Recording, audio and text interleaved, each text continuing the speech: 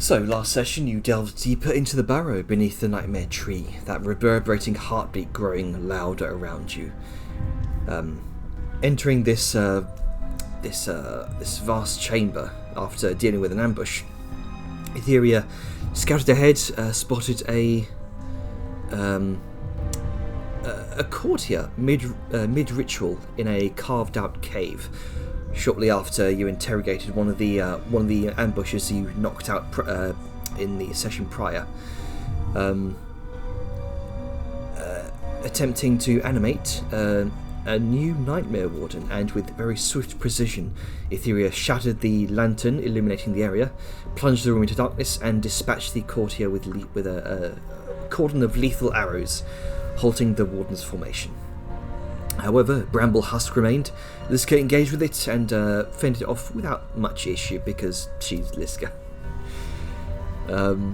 Pressing on, you discovered a series of chambers that appeared to be living quarters for the denizens of the Barrow. In one room, you found Grunker's belongings, confirming that he had been there prior and was likely nearby, somewhere in the Barrow. You also uncovered various magical items and documents. These documents revealed dealings between Nazara and an entity referred to as T, who seemed connected to the Obsidian Brotherhood. Their correspondence hinted at exchanges of nightmare blooms, these supposedly potent psychoactive plants capable of, best way I could describe it as charm-like effects, and suggested a mutual desire for powerful magic items needed to feed the tree's supposedly insatiable hunger. You explored further, entered an alchemical workshop, bringing with all sorts of components and potions. You collected several magic items, including arrows, potent arcane implements. The rest of you secured Grunker's gear, and you then ventured north, expecting to find a way to the heart chamber, but found a second sort of carved off cave which served as a sort of storage area of other magic items, guarded by more bramble husks. It was during this skirmish that Etheria was caught off guard and ensnared by the bramble husks, suffering severe wounds.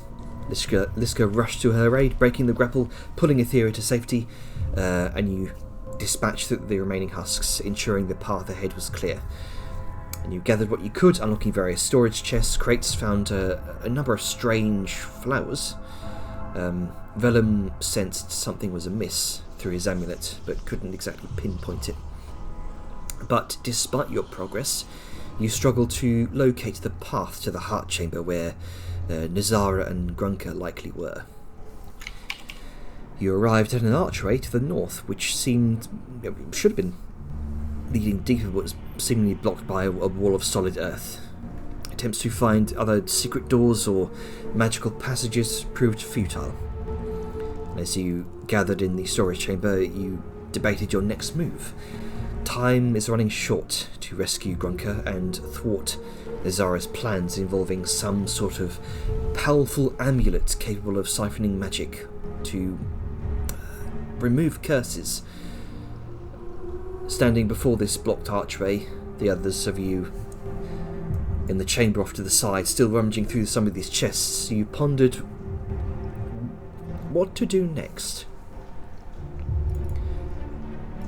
So as I bring you back in, Hammer Striking Company, what are you doing next? Let's go. You think you can smash this thing?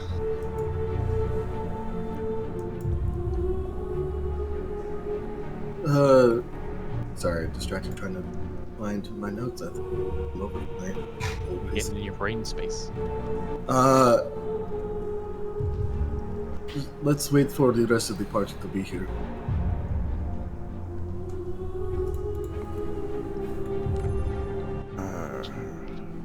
Alright, so what's the rest of the party doing? Yep, I got you. I'll address that in a moment. Okay. What's the rest of the party doing? Over here, Etheria will talk over to Rita in Sao Yun. So, do you see anything hidden or deceptive here? Or do we think this is just it?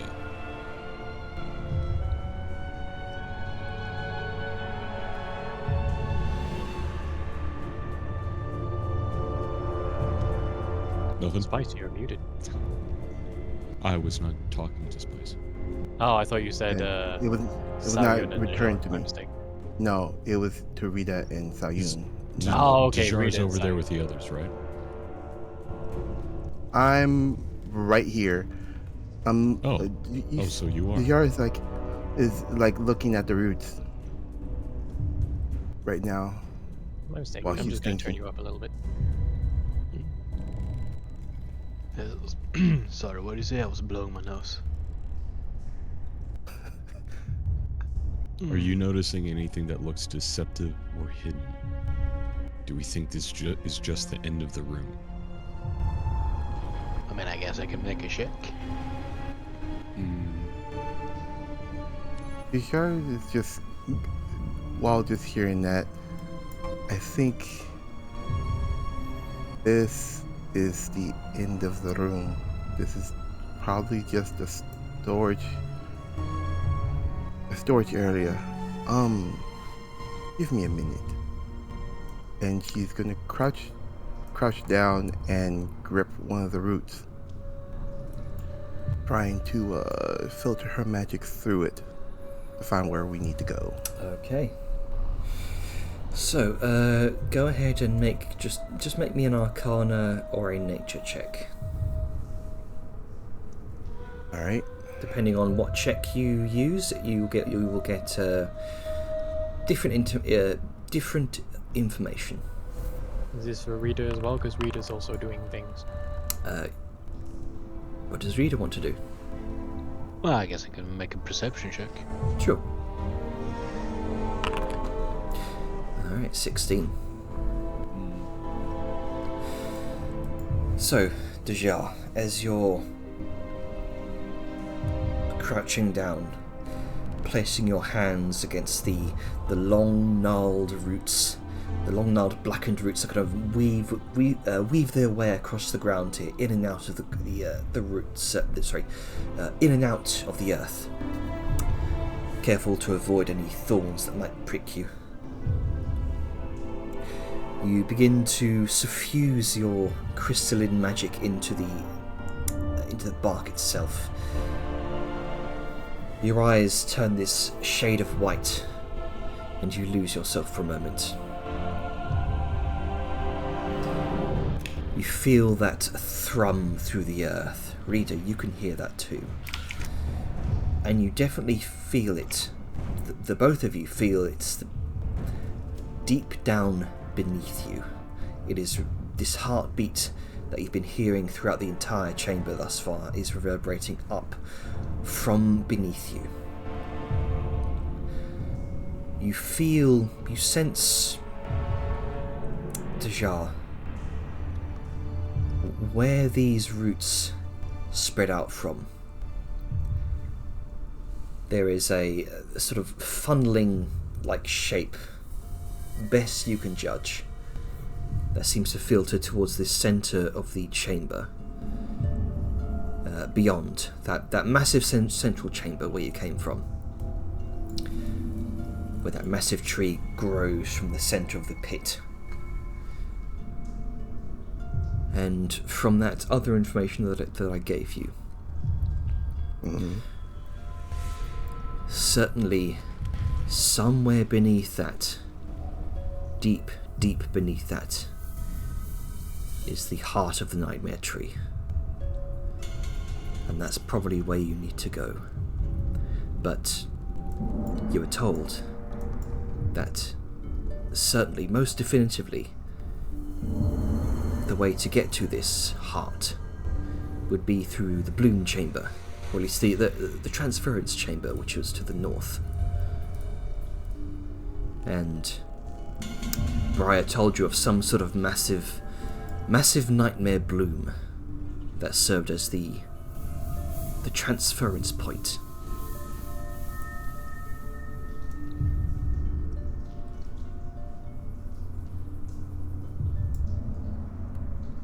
Hey, while she's having this whirl of information, she's going to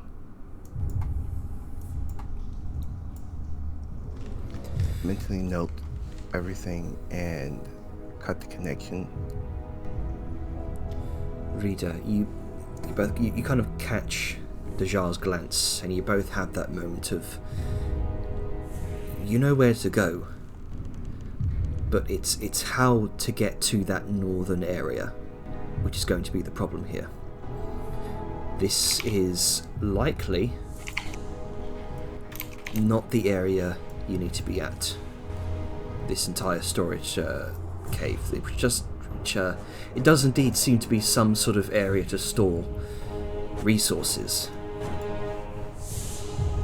but likely not where you need to be.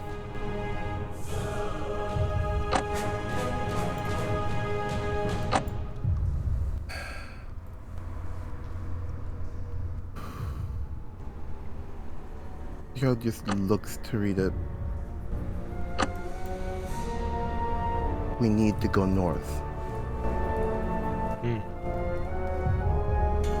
It does appear like that. Going there, that's the problem. Because we need to get to the heart and fast. Which is technically looking just waiting a little bit outdoor to see the big ass trunk. Underneath all of that is where we need to go. But we need to find the transference room. I think that's what your sister said, Syria.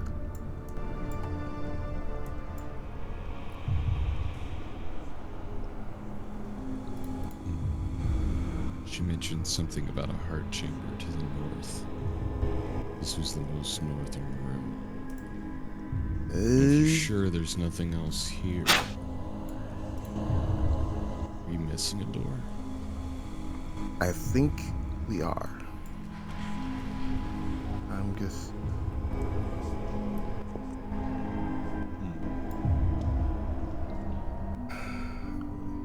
up here for a bit. Something's not right.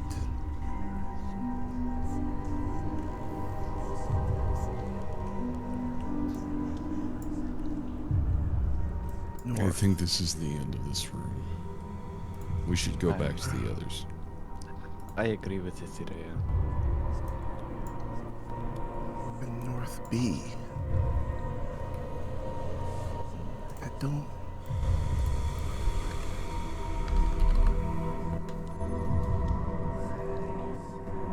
Let's regroup with the others at least. I agree. With that, she will hop down and begin making her way.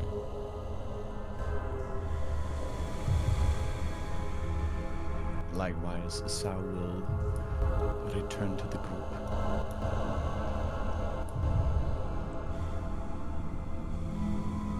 Yara is vividly looking for where the fuck is this transference room?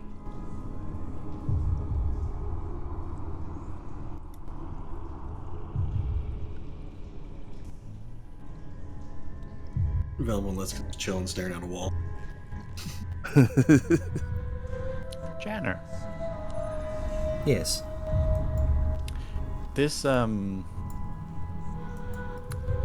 little walled off part here where architecturally there would have been like an entrance and stuff.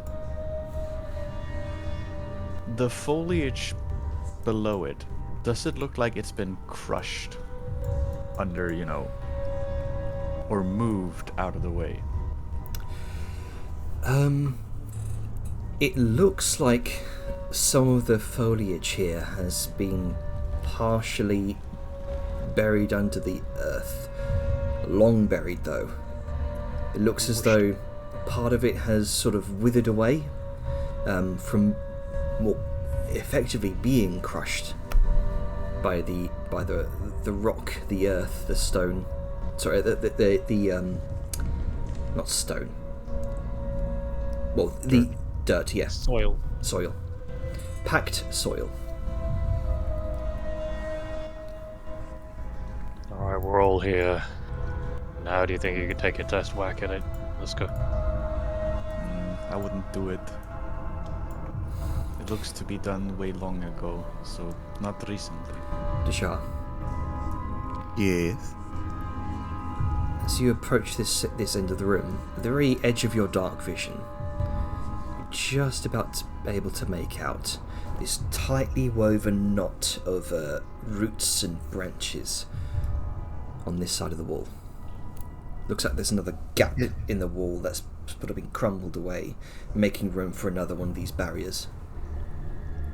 Yeah, as soon as Zara noticed that, hey guys, I think I may have found a way.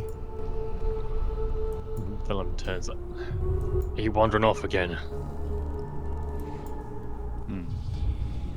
I'm following my instincts. By yourself. And This is one of the men who Am runs I? off by his own all the time. I've been doing this for way longer, but I'm within eyesight, not like last time. So, would you indulge me? Just follow me over here. Fine. Sword as well. I wasn't gonna bring it up until we're all here.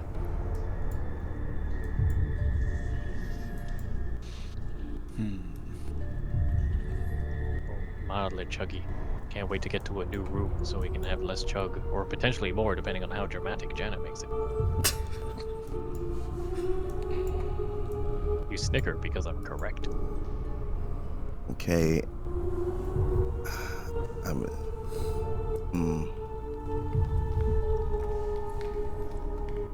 Alright.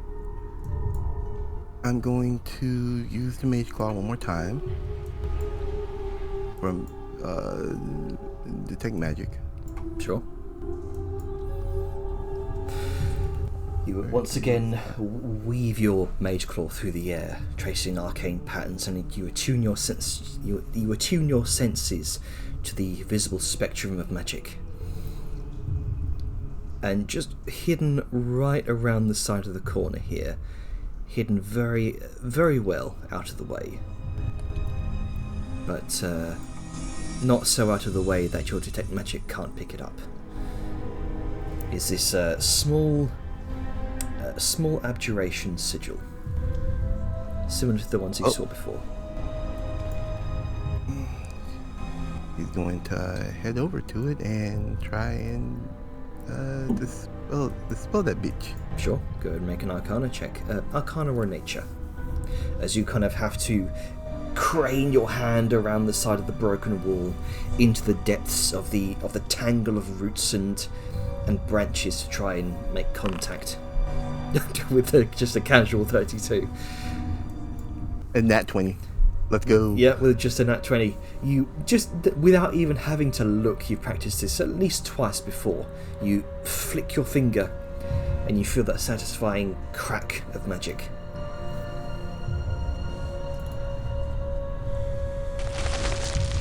As the roots and vines give way.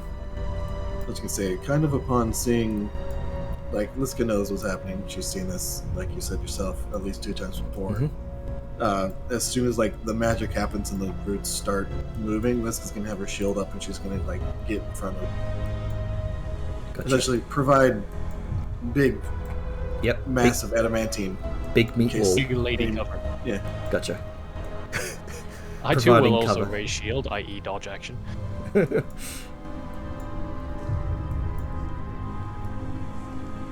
All right.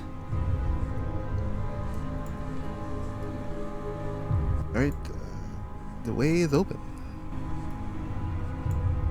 We'll back right and see if it leads where we're headed.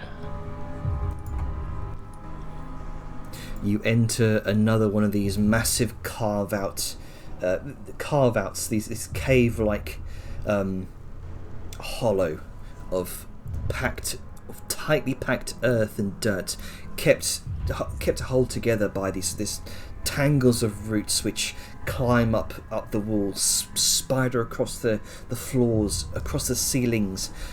The only light is the bioluminescent light of various glowing fungi. Yeah, this is gonna peek around the corner.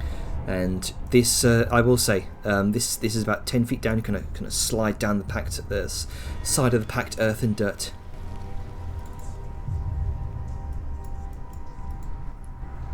And then she's gonna kind of like lean, like she's gonna peek and then lean back. And judging by the fact that this looks like it's a ramp and there's nothing above it, it looks like it's doing that weird stairs thing again. Yeah, hang on. Let me do that real quick. So okay. There you go. And then she's gonna lean back and be like, "It looks like it opens up to the right, to the pathway. Good job, Dejar." Not a problem, madam. Alright, let's get moving then. Well, let's gonna see if she can. Slide. Hey, Jenner, how high is this branch? Sal will sort of. That branch is about Damn it. I can double check here. Should be about 50 feet. Perfect. I'm already at 55. Gotcha. As everybody is sort of moving, Sal will sort of call out as she looks around. It looks like it also turns downward over here. And rather far. Sure, why? Also, can we turn off the detect magic? It's kind of chugging everything. Just the effect. I spy a hide. We didn't see anything. It's done nothing. It's love you, it's Dejar, but only- goddamn it's it. the only reason Jana would pause the game. Somebody took some steps forward, away from the group.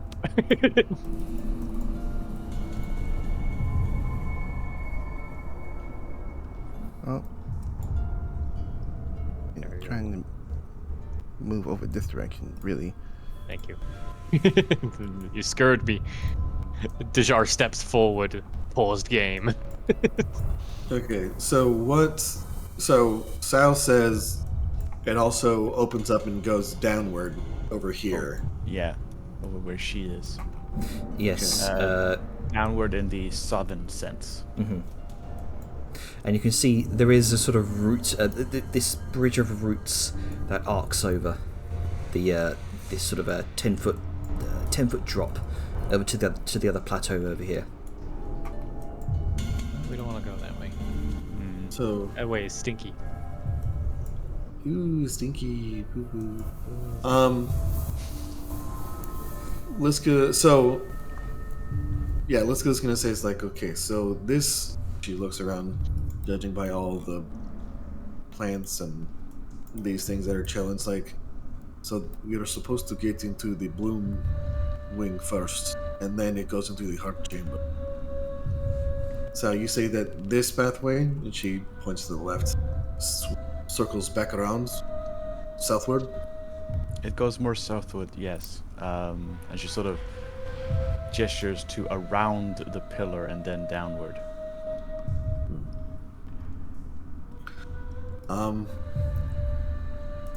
Liska is going to. She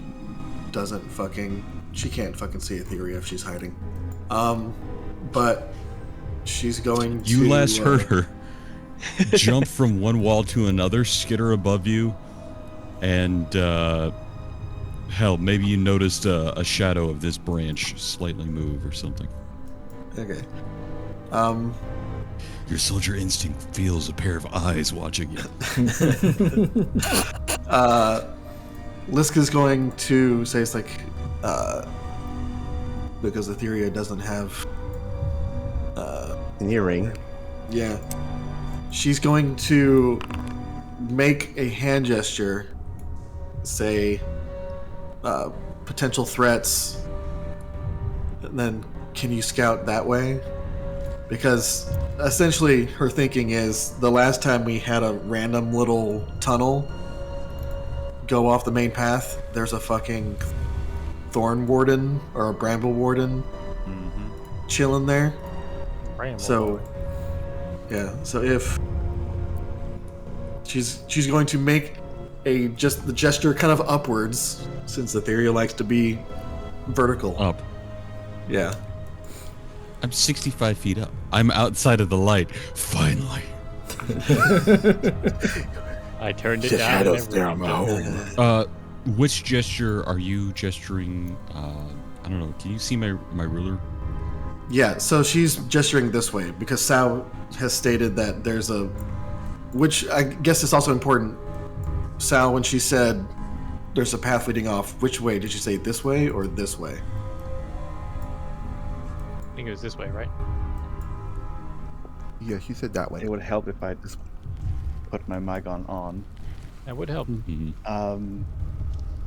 This She way? pointed to southward. So this way? 'cause I'm not at my PC at the moment, so I can't see. Okay, Okay. Yeah, that's the way. Yeah. this is the way. This is the way. This is the way, my brother. This is the way we drive. Oh, brother. But yeah. Brother, do you know the way?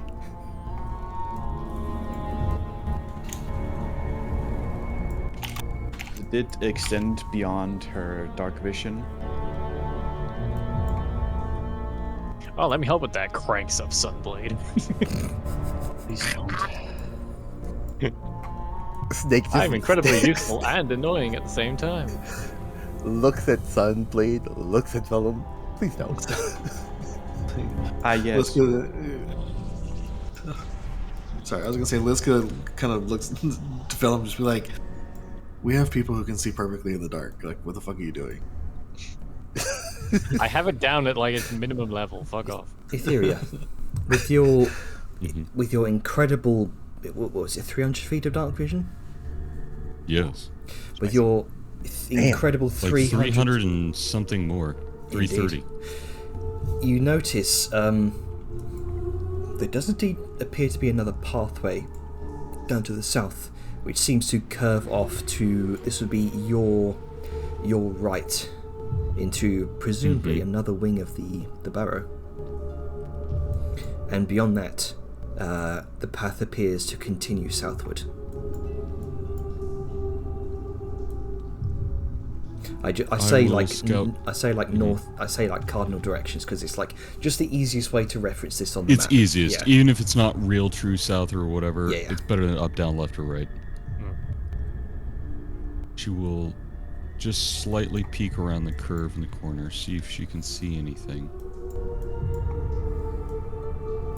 You can see again the bioluminescent glow of various fungal growths. You also see the light of a lumenstone lantern, and which Now you seems to illuminate a number of barrels. And advancing roots. Interesting. Alright, and this was a doorway I saw right here, correct? It's it seems it's a hallway that seems to lead off into another wing of the Barrow. You recall your sister speaking of when you enter the Barrow, to your left will be the ritual wing. Mm-hmm. I've yet to see any people. Could I a smidge closer and see if that helps my angular view? It might not. Oh, I should also say, I have introduced peeking by holding Q and just dragging up J. Indeed, because you said, Avon, you wanted some peeking in the game. So just hold That's Q true. and just move your mouse. Cool. I had to reload the game because I got locked out for some. Oh, okay. Just Oh, found wow. green How's that working? Sorry? Does it like it lets me see as if I was one tile to a side or something? Yeah, it's just like if you're leaning to one side or the other. Yeah, Oh, it that's so changes. I lean. That's interesting. Yeah, it changes your point of view on your token. That's cool. It is really. Surprisingly, not as laggy as I thought it would. Yeah, very cool. A series of barrels, lanterns. I'm not seeing any persons so far. Can you stop that? Were you trying to Why peek is- and instead you slithered? Yeah, for some reason it's doing that, and I don't like it. You have something And now bound I'm to you chugging. already. I don't think so. I'm gonna check. That's relatively annoying. All right, and this is a stairway that goes up into another hall, That right? goes downwards, yes. Down into another hall. That's why I thought it was an actual door. I was like, No, that's just it's just another. Hey, click here to proceed. You do see it as you pass. It kind of leads down to another hallway, and off to the left and right of that hallway. As you're looking down it, you can see two reddish glows of what you can only presume to be more lumen stone lanterns. I see a lot of storage, but I'm not noticing any creatures so far.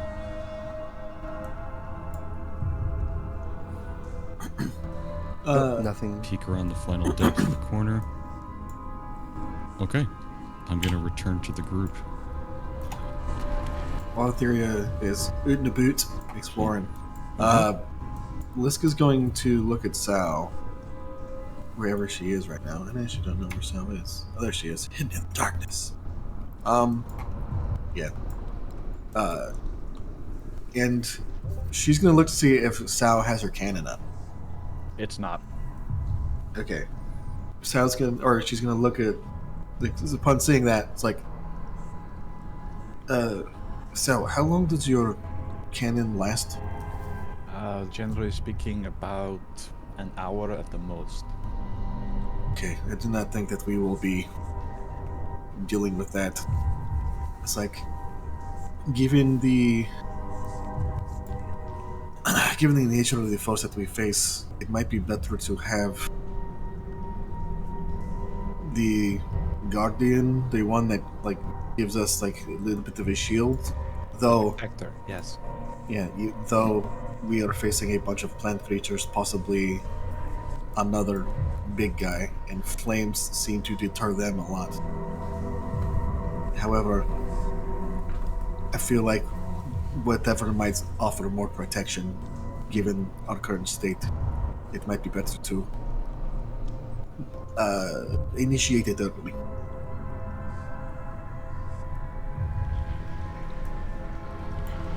A lot of these things hurt when you hit them, so it'd be good to have a buffer. I will be mindful of that.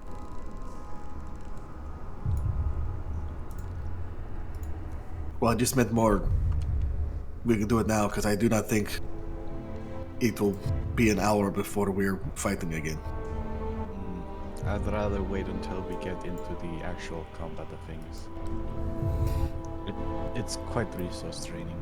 I should also say the ceiling itself is about 60 feet. So you like the massive roots you'll see there. That's like near the top of the ceiling. So probably want to be like Perfect. like 55 at most. Perfect. Yeah, I had it adjusted from up before when I went to the bit where it finally let me like be over or interact with the things to try and perch on something or hang from it. That's why I was doing that. I thought, oh, he said it was at this. This is the level where I'm actually, my token is on top instead of below, so I can select it. No, that would be 50 feet, because it should take that into account. Anyway, continue. Also, I sent you a demon, by the way. Oh, gotcha.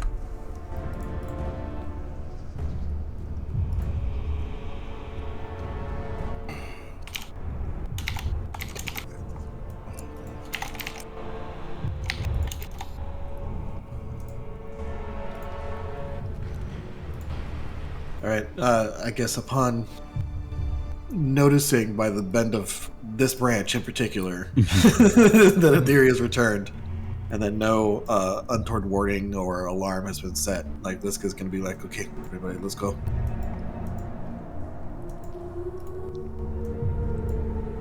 Move forward. Nope. I don't want to ping, I want to move. I also have to set my height Up. because my height is incorrect. Paused. You hear the sound of Oh. Liska. Yep. She has her shield up. She's ready. Like, I'd say dodge action, but I don't know how we're doing. Like, because she anticipates an ambush. I mean, that Jenna's been allowing me to do dodge action for shield up this whole time, so Ah.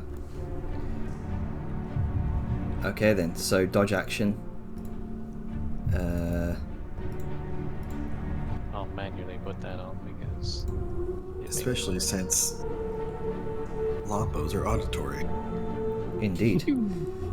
So with dodge action, that would just be a normal roll. So that would be a 4. So that would miss. You hold up your shield, and you see an arrow whizzing just from the shadow, and you hold up your shield just in time for it. Ba-ting! And you see some sort of shape up, holstered up in the various tangled roots of the ceiling, about here. That's where it came from. Hark, a bitch. Liska gives like a little. I don't want to do a super loud whistle Yeah. into the mic. Blow out And your then drums. points with her. I guess she has her hammer right now. Like, Atheria. All right. And in response,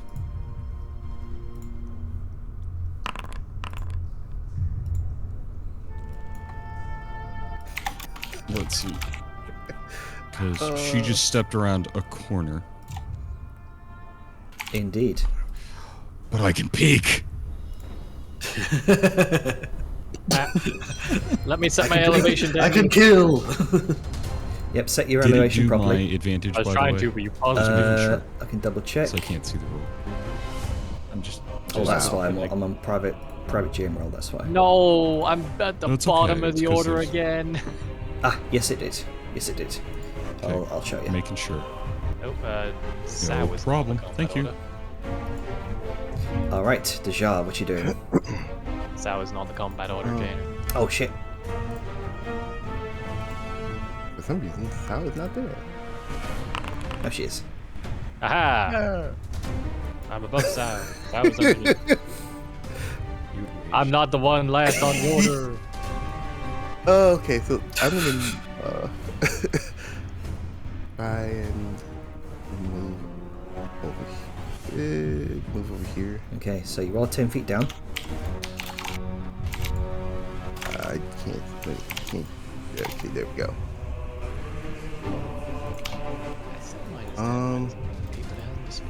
And I'm going to hold an action with my arcane crossbow for anything that I can see that's threat. I'm gonna shoot it. All right, I so you're currently can't. holding an action. Yes, It's a crossbow. with my crossbow. Doors. All right then. It's there. Alright. Oops. Oops. Nope. Sorry, we both hit next turn at the same time. Liska. It's all good.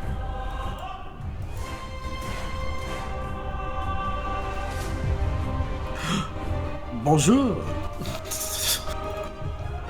As you Hello, you got fucked up. as you scramble up the roots to come to the base of this wall here, you can see about 50 feet up, just out of, actually, your thing gives you the light of a torch. Yeah, gives it's you out the of flame, reach. doesn't it? Okay, so you saw something in the darkness there. Oh, wait, I said 50. What? It is. You saw the arrow launch itself from a point about 50 feet up from the ground. Yeah, it is at a range of the eternal flame. Yeah, Liska's going to move there, and she's going to. Actually, wait. Yeah. She's gonna move there and knowing this, that the threat comes from roots, I have a question, Janner. Like, how big are these roots? Like, they're about the size I see on screen? Yeah, pretty much, yeah. Okay. Tell you what, Liska is going to... She's going to dash. She's going to dash. She's feeling dashy. Alright. And starts she's... scrambling up. Yeah, she's done this once before. She, like, it's a forward momentum. Like, she didn't move her movement, stop, contemplate, and then move again. This is all one motion. And she's going to leap up on top of these roots and Gonna try and essentially ping her off. Yeah, or just leap up because she can't get there, but she can illuminate her. Okay, like with her own. So yeah, and she's going to. What's your high jump? A lot. Oh, hang on. Because she's tall. Yeah, there's a thing. Oh, it's not working. Oh shit. You at least get going like a basketball move of just jumping. Yeah, let me see. Jump. Airtime. Quick reference. Jumping. High jump. 3 plus your strength modifier. If you move 10 feet, and then you add your half your reach. Okay, so and your height. Yeah. So you basically have. Oh wait, hold on. Let me see. This is one of those niche rules that don't really come up often. Okay, so 3 plus strength modifier, which is 8 feet. And then you can extend your arms half your height above yourself during the jump. So yeah, she has an 8-foot vertical leap. Okay. Which is kind of insane. Yeah. And then she can reach an extra 5 feet. 8. Yeah. So 8, 9, 10, 11, 12, 13. So kind of reach up to a root about 13 feet up and you grab a hold of it. Yeah. And then, so she gets almost 15 feet just by reaching, and then she's going to spend the rest of her movement, so another, let's see, she moved 5 feet forward to get to the wall. And this difficult terrain, so I guess she moves another 10 feet up. Alright, so a total of 23 feet. Yeah. You can, like, there's no real threes. You can round down if you want to. Yeah, we'll round down as we usually do in 5th edition, just 20 feet. Yeah. I'm But just going to say that's mildly terrifying to watch coming Yeah. Yeah, no. A bit, you just massive mountain like, charging at you. And I'm going to say this. Liska's going to, like, Liska's just going, like, her voice comes out. She's like, "Come down, little spider." Oh god, that's terrifying. That is a bit terrifying. And that's her turn. Okay. Etheria. But, yeah, Chick is now illuminated. Yep.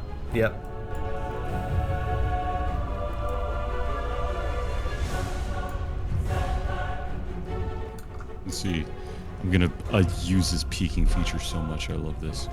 Yeah, it's pretty awesome. I'm glad people enjoy it. I think that's a macro. That's a module I'll be keeping. I agree.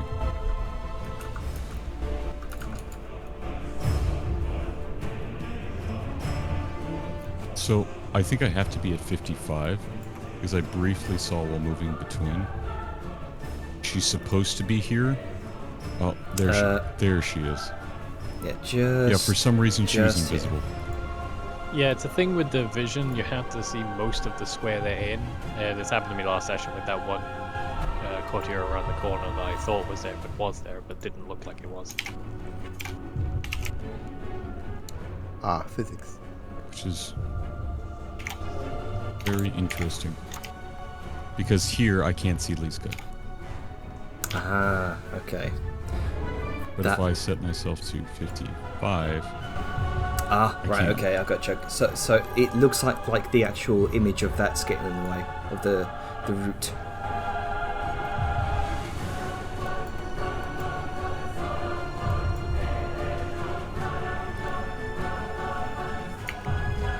Okay. And yep, so that would be it. Right, anyway, I climb up over to the brute.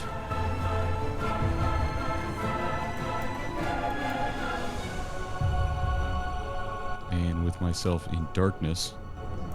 Good luck. Haha. Which, I can see you now. Indeed. The figure goes, "Hello there," silently. Goodbye. Hello, goodbye.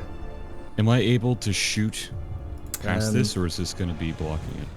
I should.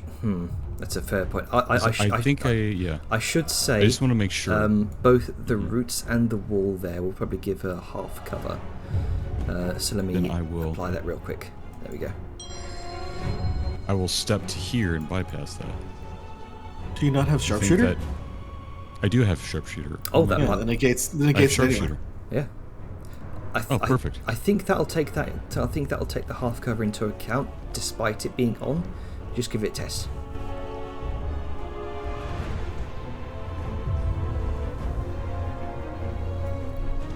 Uh, 16. It did. It did. All right. So it's, the 16. That misses. Wait, you only have +8 on your attack? There is the -5. Mm-hmm. I know, that's why I said +8. Because that attack had a +3 total. Yeah, something's not right. It's not giving me proficiency. Here we go again. Oh, fuck's sake. Boundary and proficiency Details. thing So is, was that another 4? Yep. So Because I 20. have my 4 from either my ability or either my... Because it says proficiency level proficient. Okay, so Do- that should have hit then. Proficient, automatic, dexterity. I think it's also not giving me the... the magic I bonus. think it's not giving me the magic bonus because I have It should do +2 because Oh no, it is. I'm sorry. +2 archery, +2 that. The bracers is just damage. Yeah. Got it. I was thinking it was... so Another +4. So you rolled a 13 plus 4 minus 5. That's 12. Plus 2 is 14. Janner, you would add 4 to this. 20. All right, that hits. Go ahead and roll the damage. Just roll until you How hit. do I... Okay. There we go. There we go. I clicked attack again. And did it. Just going to use uncanny dodge to Can it reduce do that. uncanny? Does it require that they see me? Against It's uncanny. attack you can an attacker that you can see. Never mind. So reapply the full damage. There we go. Sorry So- to be an asshole. No, it's all right. Thank you for reminding me. Etheria is an unseen attacker. You've just revealed where you've fired from, but that the full damage of that attack went through. True, I revealed where I fired from. I am revealed, however, I am continuously invisible. Because you are in darkness. Yes. I'm sorry, buddy. So no. So that's how the mechanics work. +7. That had both 4s, but 17 won't do it. All right. 17 just And narrowly then misses. the final additional attack. 14 Oh, misses. sorry, guys. Oh, that didn't give me 17. It's not giving me advantage for either one of them, despite holding it. Okay, so that's technically all part of... This is all part of one attack. Okay, so all 3 of those were my second attack, because for some reason it wasn't giving me advantage. What I will do, I'll just make you invisible. There you go. That's good.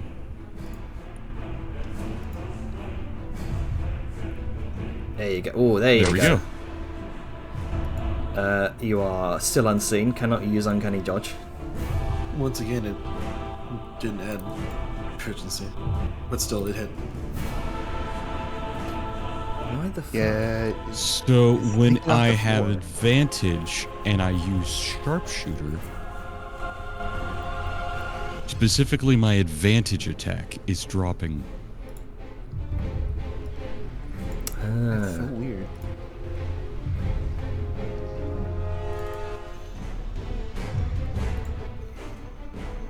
Anyway, Hang on. I see why.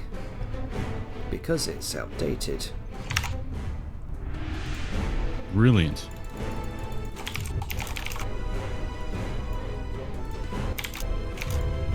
In fairness, we have been playing this game for how long now? Quite a while. All right. Years. So, is that your turn?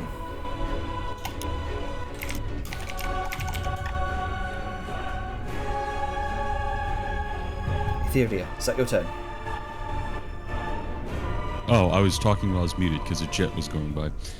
I've moved, I've shot. You know what? It's not truly necessary. But in case you're trying to see me, let me double check. 20. There's 5, 10.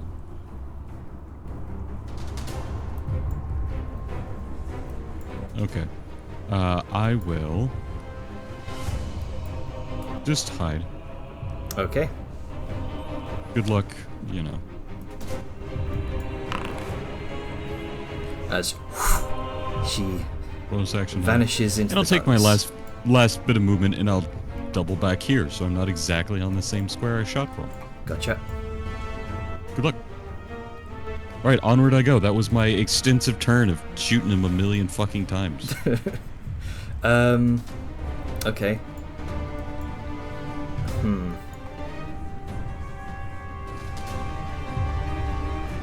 Sorry.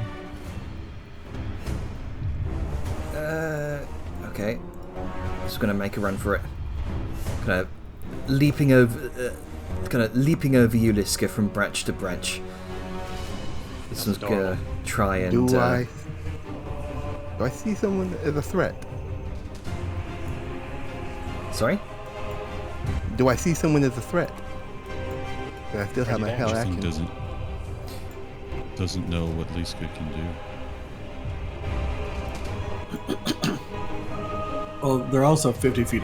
They're like 30 feet above me, guys. It's like, Oh, Look, yeah, we're used to that's you right. doing ridiculous shit to keep people in place. that's fine. Do you want to use your held action? Yes. All right. It has to happen whether Spice wants it to or not. The trigger is Susan- occurred. As soon as it came into sight, about right there, right above Liska. And we shoot. That hits. Do I want to? However, you are an unseen. You are a seen attacker, so it's going to use uncanny dodge. I have a question, Jared. Yes. Since said satyr was leaping branch to branch and suddenly got winged by a crossbow bolt, Mhm. she potentially fall? I'll have her make a dexterity saving throw.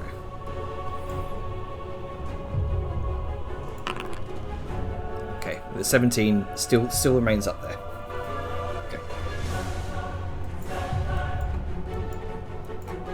And yeah, takes the damage right into the side. The impact of the force almost kind of sending her off kilter off of one of these branches. She's going to kind of clamber down. She was there, 20 feet of movement. Climb 40. Okay.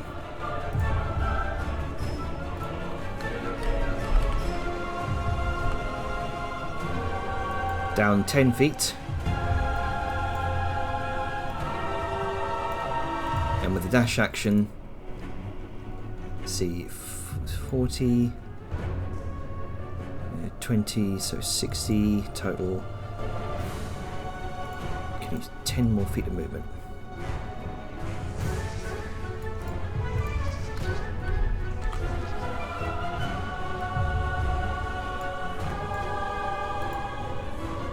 And you can see she's making a play,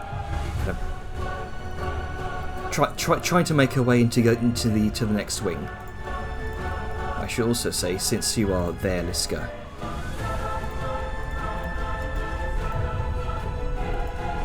you also see, hunkered down on the side of the wall, another satyr. Nice. Bad news for them, then. Just appeared out of nowhere. Vladimir doesn't really see anything or anyone right now. So she's. Knows what to do. Yep, she's gonna just hide and hold an action to see if. So yeah, actually, she's just gonna hide.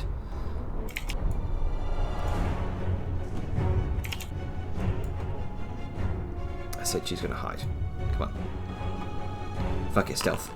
There we go. Rita, what you doing?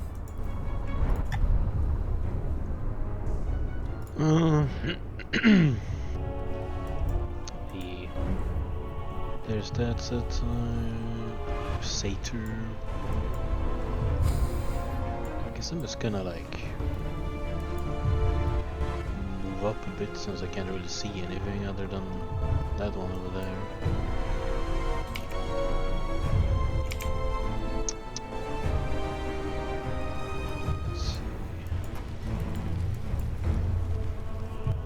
Speed 25.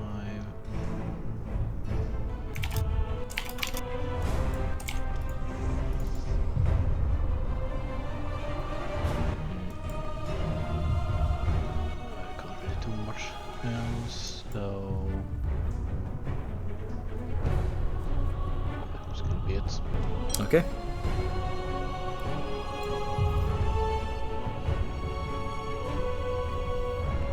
The Nightmare Guard steps forward, looks to his compatriot. You hear him say under his breath in Sylvan, "Quickly, go!" And he's going to turn his attention to you, bring up his shield, and he's going to clank his spear against it and approach you. That's adorable.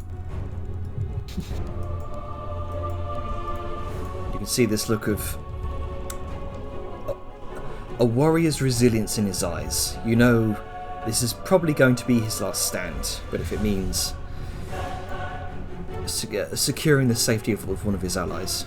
You've seen this look before, being a soldier yourself. Fighting to the death. Alright.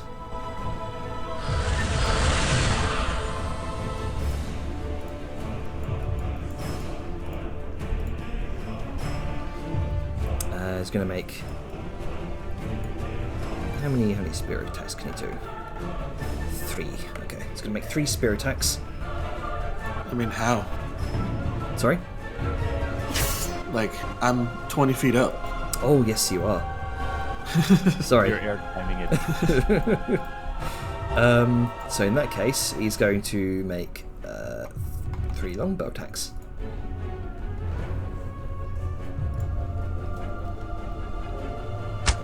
Switching from spear to longbow Bold choice. We'll say the first, since it's the same modifiers either way. We'll say the first spear attack was the first longbow attack. So one more longbow attack.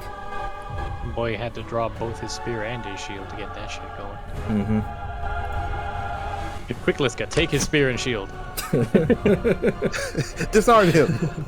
I mean, it's a fair tactic. If you drop your shit, it's unheld. All right. So 1, 2, 3 longbow attacks. That's to be his turn. Willem.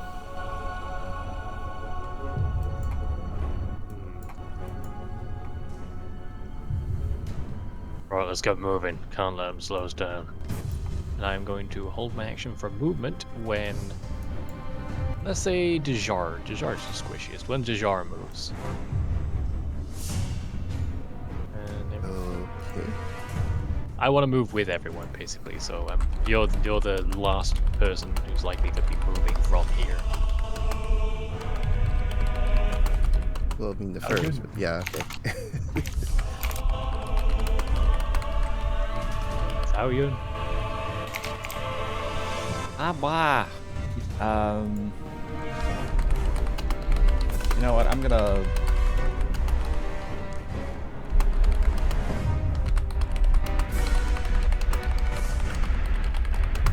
I don't fucking know. Like, do I just barrel onward ahead?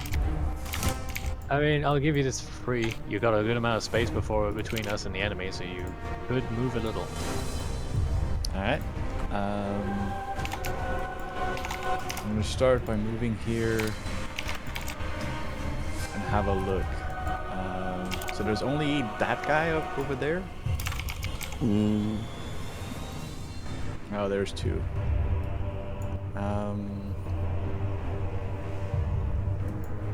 Triangle. I don't know how you do that. Hold down Alt. Oh. I'm gonna try and firebolt the archer, because Liska is basically impervious to melee at this point. Of course. Off to a rip-roaring start. A nat 1. Beautiful. It didn't believe in Alsham enough. I don't believe in Alsham at all. Well, that's the problem. Maybe you wouldn't be rolling ones. How dare thou force your religion to someone else? What are you, Hefsut? Fuck you. No, I was saying that more towards Vela. All right, Dejar, what you doing? Oh. Let's see. I'm going to be slithering all the way over here. And slither all the way over here.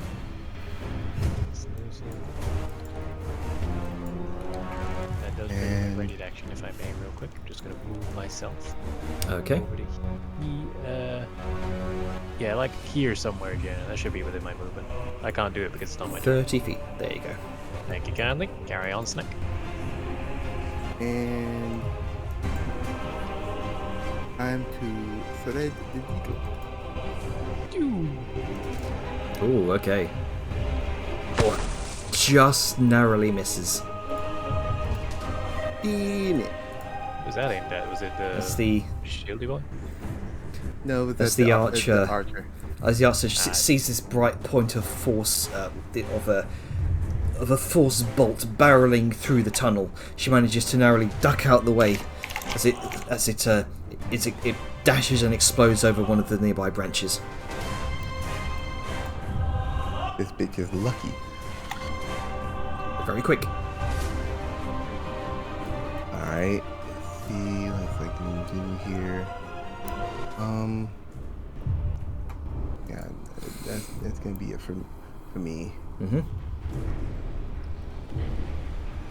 Quickness Alright. means nothing when you have a Liska in your face.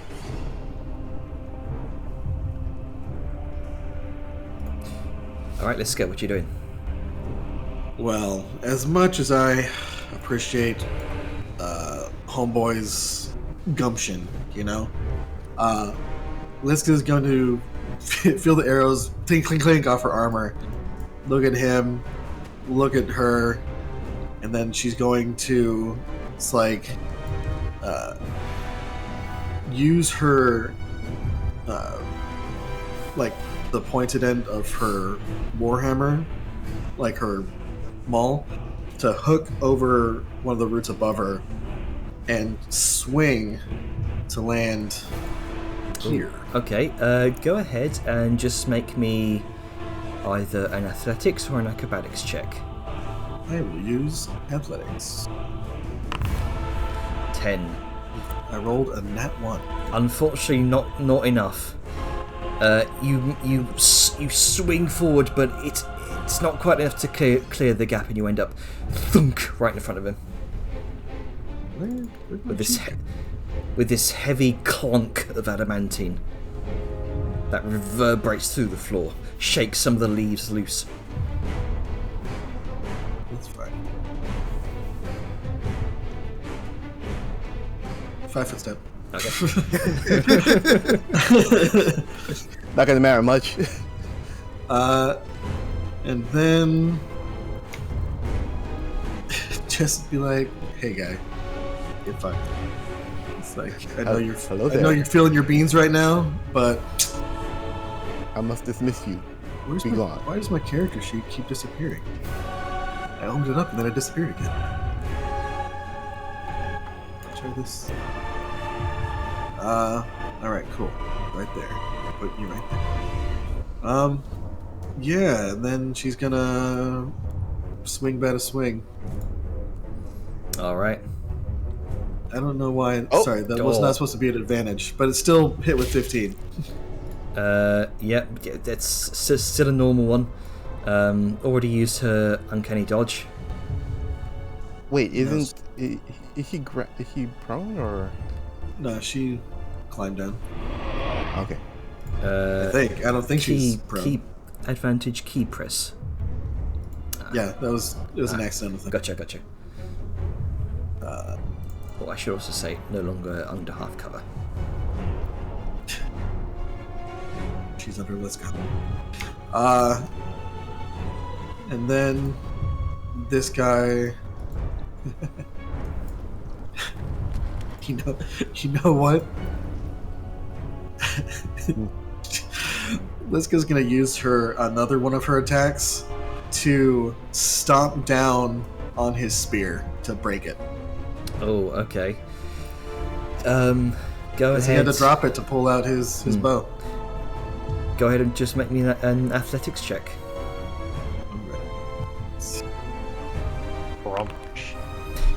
With a 28, not a magical spear. You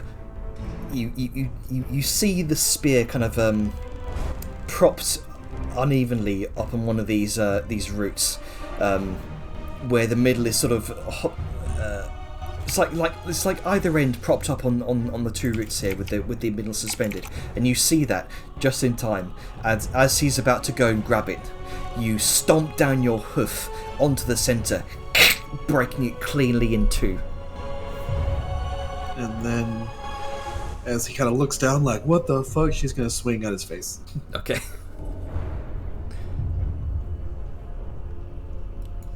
I think he has a parry. He's Can gonna he parry if he doesn't have a melee weapon? if you wielding a melee weapon. So no, he cannot. He also should have less AC because he had to drop his shield. He should actually. Let me go ahead and fix that real quick. Homeboy really did an oopsie. He done fucked up. Aha, she won't reach me here. Wait. Oh wait, he's a big bitch. I sacrificed just like- all my defense for offense. And he's like, "Look at that normal-sized person, way high up." Like, "Oh shit, no, it's not." Oh no, the consequence of an action coming to bite me in the ass. when your perspective doesn't quite work in darkness. All right. So it's yours. Just go ahead and roll again. Okay. See if you hit. I'm gonna do it with advantage, Yeah. just to. Oh shit! Well, Okay, hold on. let's go ahead and undo that damage. If only. God damn! Okay, maybe a regular attack then. Yeah, There there we you go. The first one was a rate. Funny enough, that nat 20 was the first roll. Oh god. Dang it. No, it's fine. So jump, leap, shift, bam, crack, bam. Mm-hmm. Liska's feeling pretty good about herself. I think that's gonna be her turn. Yeah, I'd say so. Etheria, you see Liska just being a freight train right now, an unstoppable force, a force of nature. What are you doing?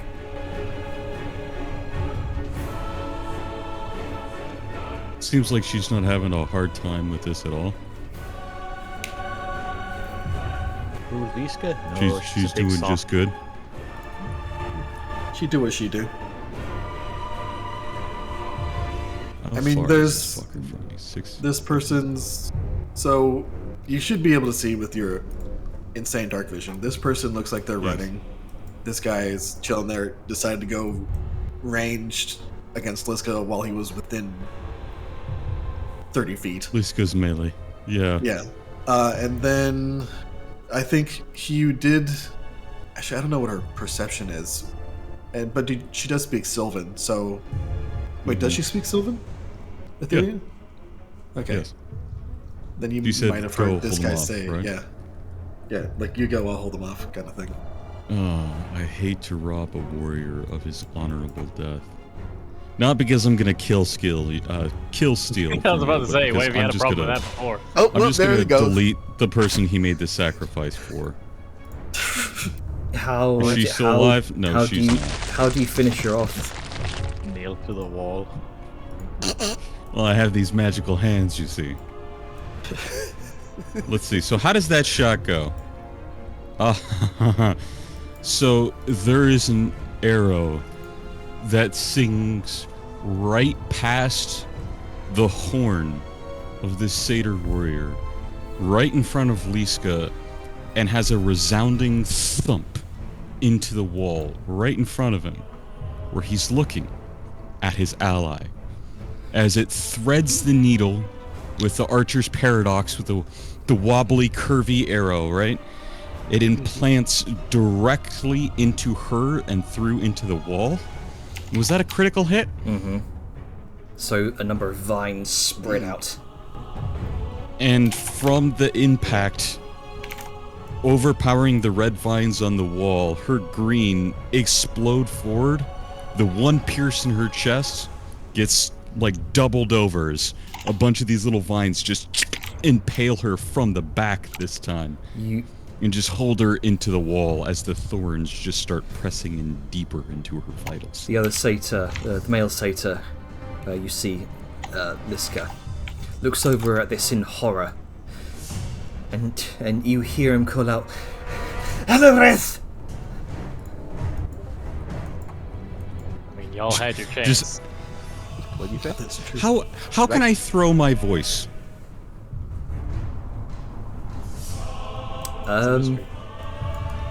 Cup your hand, like cup your mouth with your hand and angle it. I'd say this would probably be a deception check.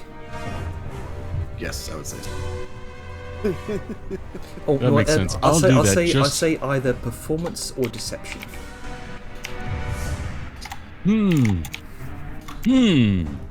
They're both equally bad. Realizing that's actually something I'm not God, I wish I could. I'm not skilled to do. I'm not even gonna Okay. greatly try that. Good idea. Execution? So Not so much. instead, she'll just call out, "Shh. Stay calm and die a warrior's death." I don't know what's more frightening: to hear a voice that you can't see them, or to see a big bitch just towering over you and about to crush you. Stay calm and die.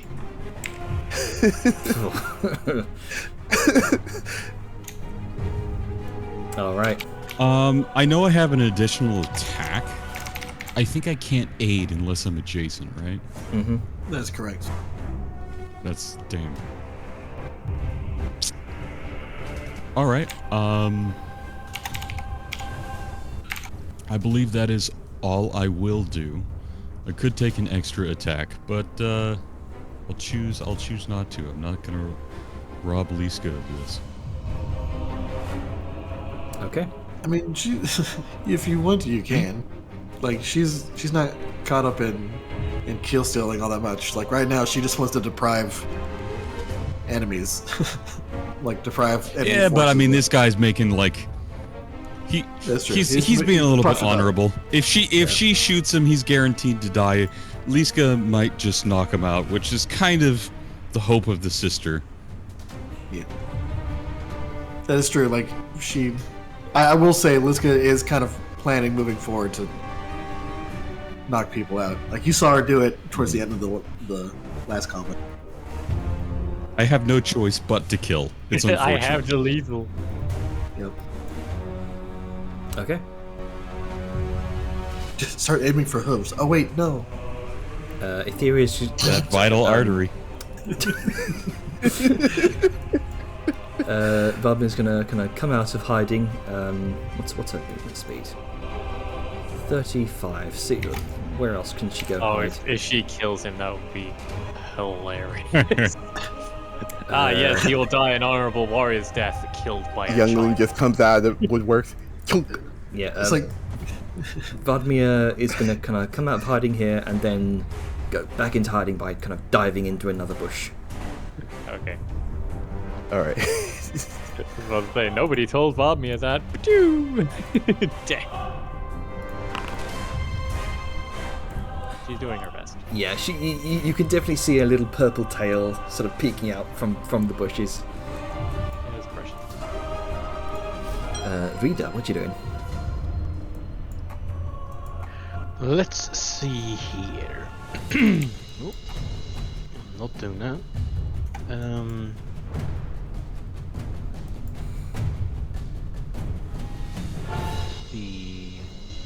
Can't see anyone. So I Yeah, guess it's let's- because halflings tend to be very short, and this slip is about 10 feet tall. It's going to be difficult to see anyone over the ridge there. But you made a racist map, Janner? Can't believe this. I can't believe you've done this. Can't believe you've done Huh? this. In that case, I'm just gonna stand here and stand right under the lip so nobody up there can see me. Okay. And then I'm just gonna hide.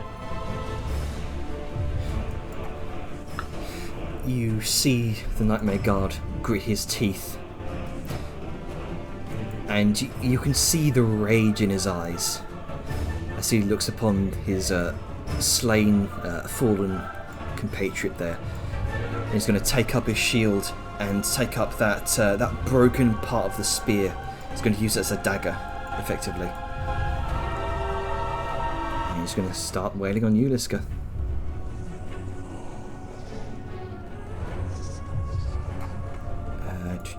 Here we go.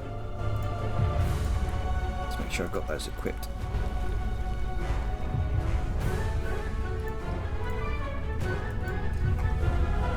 Alright, so 3, not spear attacks, but kind of spear attacks, downgraded to a dagger effectively.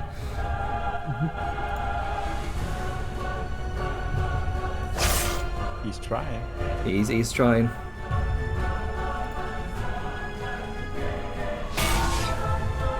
Ooh, almost got there. Needs a nat 20. Yep. Ooh, close. 2 19s. Mm-hmm. He's trying.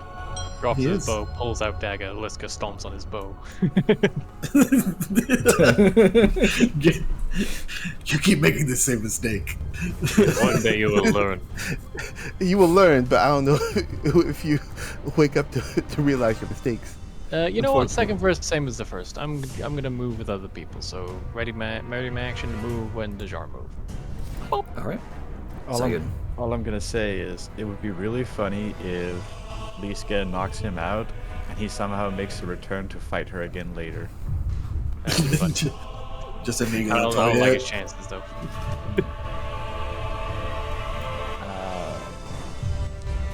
Well, I'm gonna approach.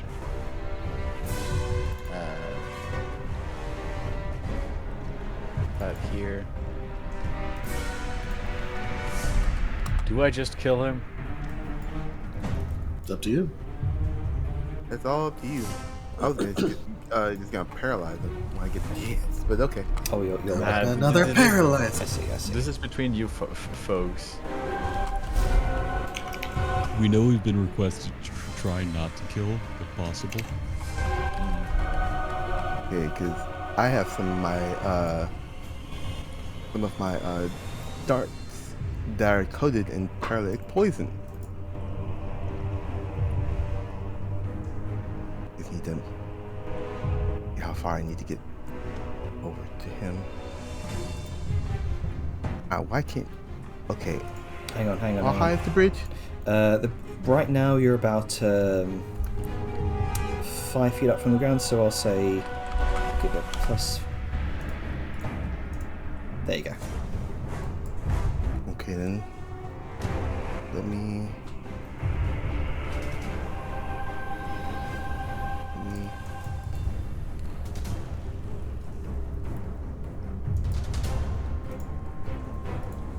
So, okay, I'm not entirely sure how this poison thing works exactly. So check the wording. Ping it to the chat. Okay, give me a second. I tab out for 1 second and Sneck has vanished. Where is this? No, Snake is like right next to me. Oh, must be a height thing. Yeah, it is. Oh, no, I see her now. She's all blurry and shit. I'm an eldritch being. Yeah, displacement cloak. Well, while that's being and I do trigger my ready to action. But, You do. Hey, you know what? I'm gonna back up a little bit to, be near okay. the definitely sneaky Vodmia. Thank you. Totally sneaky. Definitely cannot Yeah. see her at all. Yep. Gotta make sure she's safe. There it is. Item. How do you? Okay. Oh, if you right click it, there should be a new option, send to chat. Blank cat. Okay, there we go. Paralytic poison. Okay. Okay. Injury. It does okay. take an action. It does take an action to code, unless you said you already coded them. Yes. Okay, cool.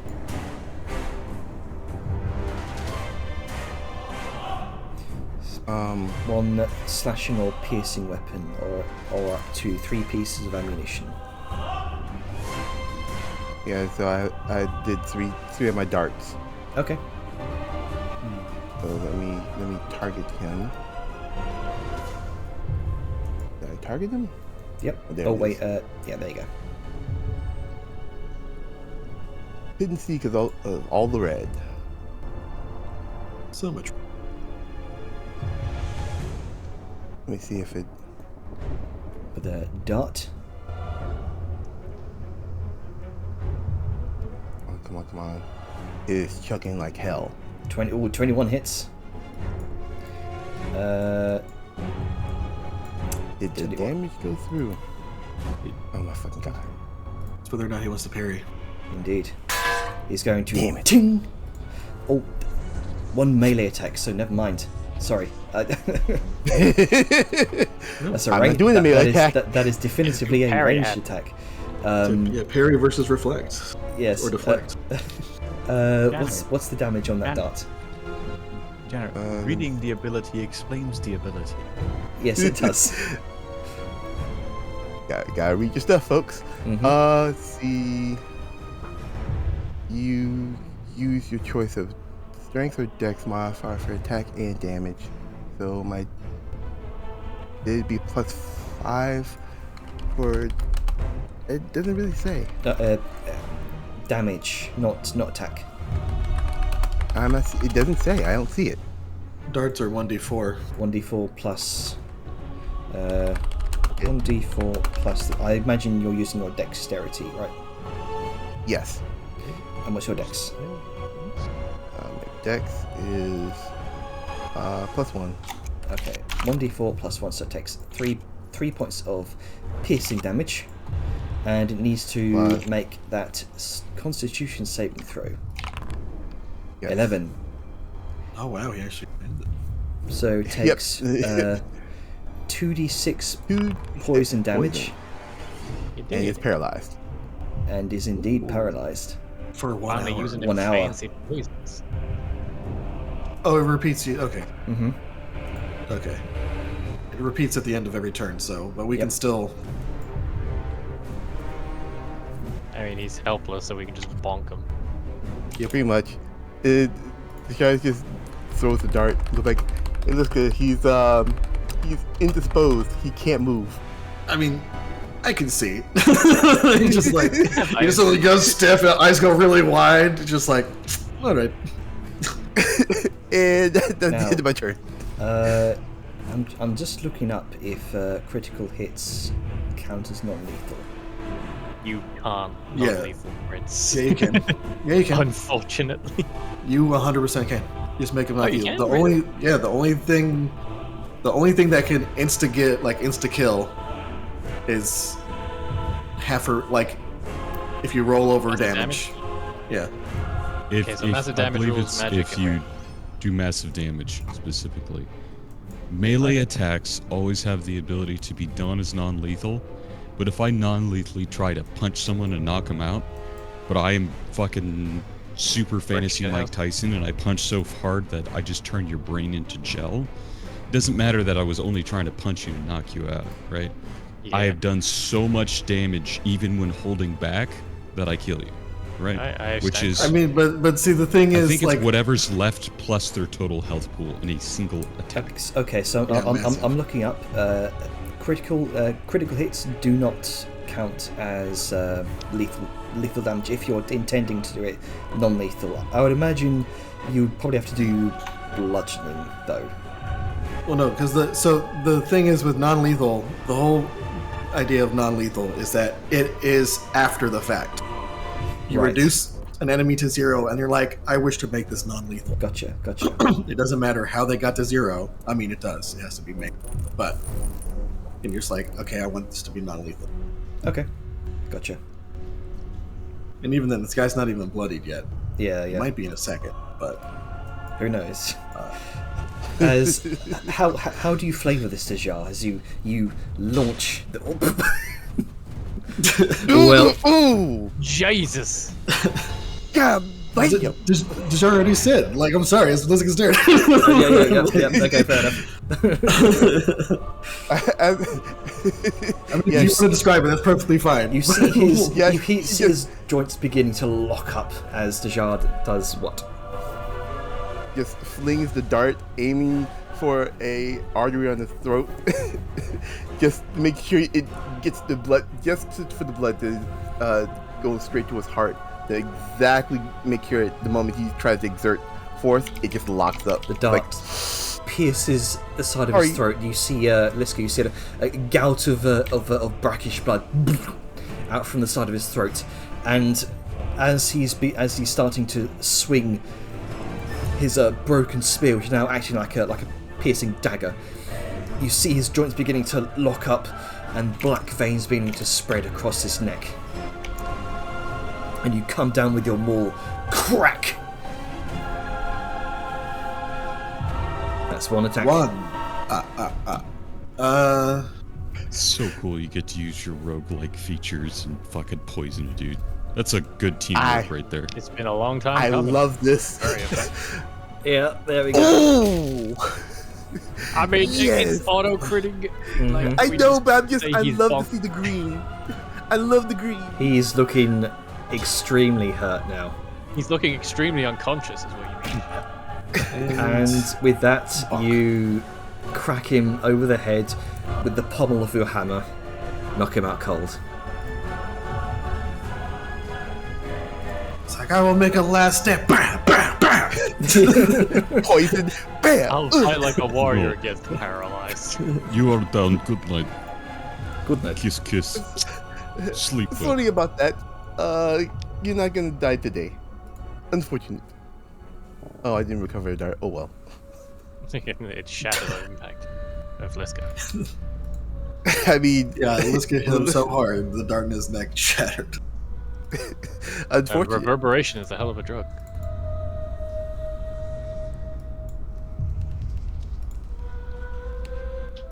Well, you get him.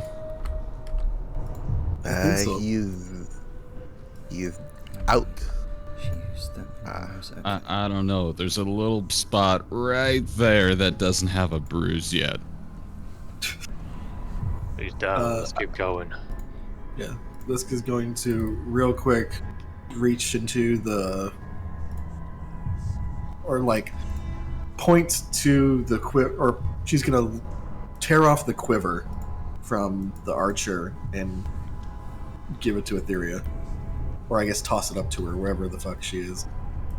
Just throw it Out into of the there. shadow, just an arm apparates into the light. And catches it because she had 17 plus 1 arrows and another obsidian infused arrow. Oh God. Ooh. Damn. That's a lot of +1 arrows. Mm. I'm happy with that. You're noticing a pattern here that they seem to be very well stocked on magic items. Man, it's almost like they've been getting deliveries from an illegal supplier or something. Don't forget my Yeah, you daughter. know, the Obsidian Brotherhood have outfitted them with quite a few useful Does trinkets. this guy whatnot. have? Does his shield seem in any way magical, or is there anything fancy on him? Let me go ahead and make sure he's got the right gear, because he doesn't have a functioning spear anymore. Let me go ahead Obviously, and that make wasn't magical. the set lootable. There we go. Liska's strong enough to just break magical weapons. I mean, I believe it. Her hoof is heavy enough for it. She is in With the strength. adamantine armor and is a Ooh. big bitch of muscle. Magical She went adamantine, vertically yeah. onto a fucking item. Liska's gonna take She is the a ring of special keys. kind of bitch. A big Etheria is going to come crawling down. Similar to the way a spider might move, she'll come down head first on the wall, on the floors, really digging the fingers and everything in there. Really good purchase. Pop up and appear. Here we go. Side note, Channer, we're running into the issue again where we can take somebody's race. Yeah, go on. For me, It's fine. It just don't Fix take that. their race. It's not hard. Yeah, it's You that's can't do that to people. We had this I will discussion Cultural before, gang. appropriation. I will Okay, take their if I was blood. playing a changeling, I would probably Oh. do something like that. But That would be hilarious. It's like, I think I'm going to be a Nightmare Satyr. Let me take it easy. You don't need it, no? I mean, if Don't any of us call is a it. changeling, that might be applicable. Yeah, but which one of us would be a Yeah, chance? who would be a So weird. changeling in It's this like, group? Not me, definitely. Nope. you see Not me. Etheria kind of just stripping the Nightmare Satyr off her armor as well. Taking everything off of it real quick. Yep, she's just like aggressively for the downed one, taking everything off. I don't want this person to be able to come back as one of those brambly type of husks, armed. Plus, she looks over the craftsmanship. I'm curious who made this. That said, curiosity does something else. Come over here. And she'll go over to one of the corners of this wall, just out of the way of the light. And do you want to put those things in the party chat, Jenner? Sorry, the what? The images I sent you? Oh, right. Okay, I gotcha. She'll Both of them? she'll take out I'll do the first one. She'll take out some gray chalk And it might be dark. For Liska, she might not actually be able to see where she's drawing. But she'll take out some gray chalk and she'll begin to write on an area of the wall in darkness here. For the rest of you, it's as if nothing happens for those with dark vision.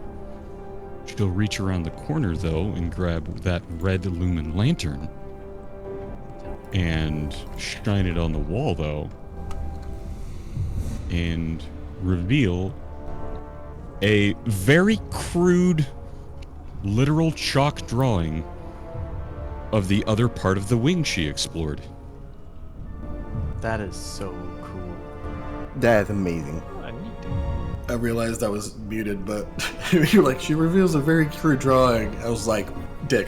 Gray on gray. Just, yeah. Etheria was here. Just randomly graffitiing a penis on this Druid Grove's walls. Just be like, get fucked. Literally. Yeah. Social.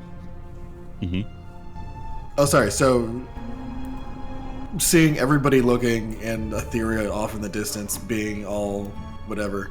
And then I guess when the Lumen Lantern comes up, she's going to see, like, oh, okay. Yeah. She's going to look in. She'll specifically point it out. There's this main circle. It's the chamber with the tree. It's that dark spot. Here to the side on the right, you can see that's where we explored. A little bit more. You might not have seen it. That square at the bottom right is where I got rid of that one mage trying to summon up that huge creature. We're up here, as she points to the top, right next to that line. This is that wing over there. You see that little box that juts out to the side with the line going through it? That means it's a doorway or passageway. Those are steps that lead deeper down. That should be into the ritual chamber. Down here, with these two boxes, in the bottom left, that's an increase in elevation, where they have lifted and stored several barrels, well lit. I didn't see any person or creature. It seems like it's more storage. I don't know if it was the same. These are barrels instead of boxes. I didn't see the same kinds of locks, but, you know, If it's probably 100 meters away, so. If it's barrels, it's probably the blooms in storage. Very possible. But the main important thing is this, as she taps that jutting box to the left. That's our way forward into the ritual chamber. Right. Which I believe is different than the heart chamber. Aren't we supposed to be going toward the heart chamber? Which is where we're at now. As she points to that little corner in the center top. As we go through this way, it should take us north to the heart chamber.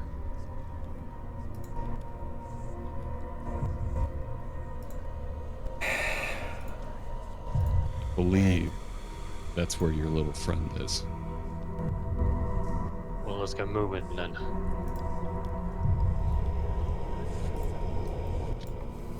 Actually,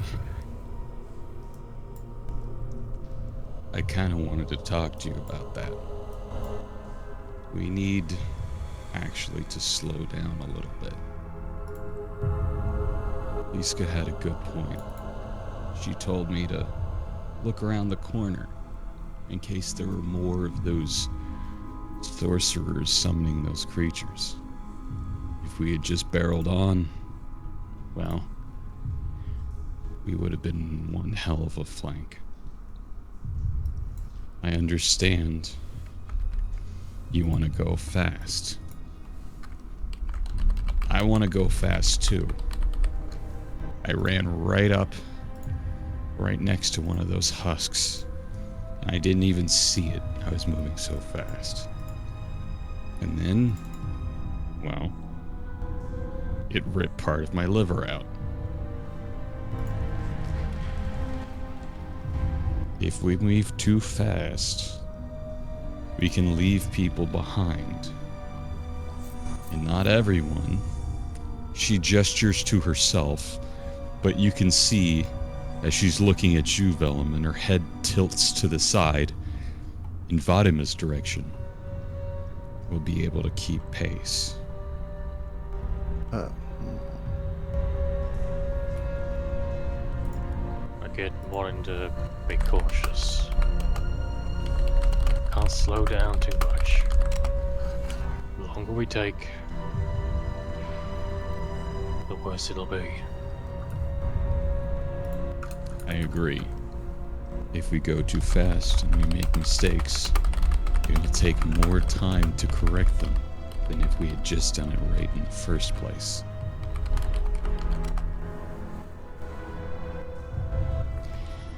If a few moments of doing things right compared to risking it all is going to make the difference of whether or not a ritual succeeds or fails, we have already lost.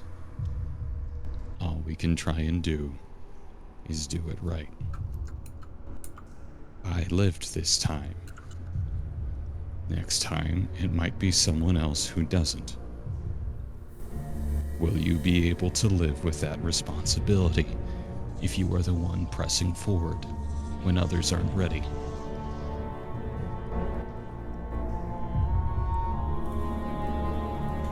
I'm not leaving anyone behind. But if we take too long, we're losing someone anyway. I'm not gonna let that happen. There's a fine line choosing. between haste and consideration. It's about when she reaches down and lifts up one of the arrows that dinked off her shield. It's about an arrow's width. Do not look so far ahead that you fail to see the chasm before you.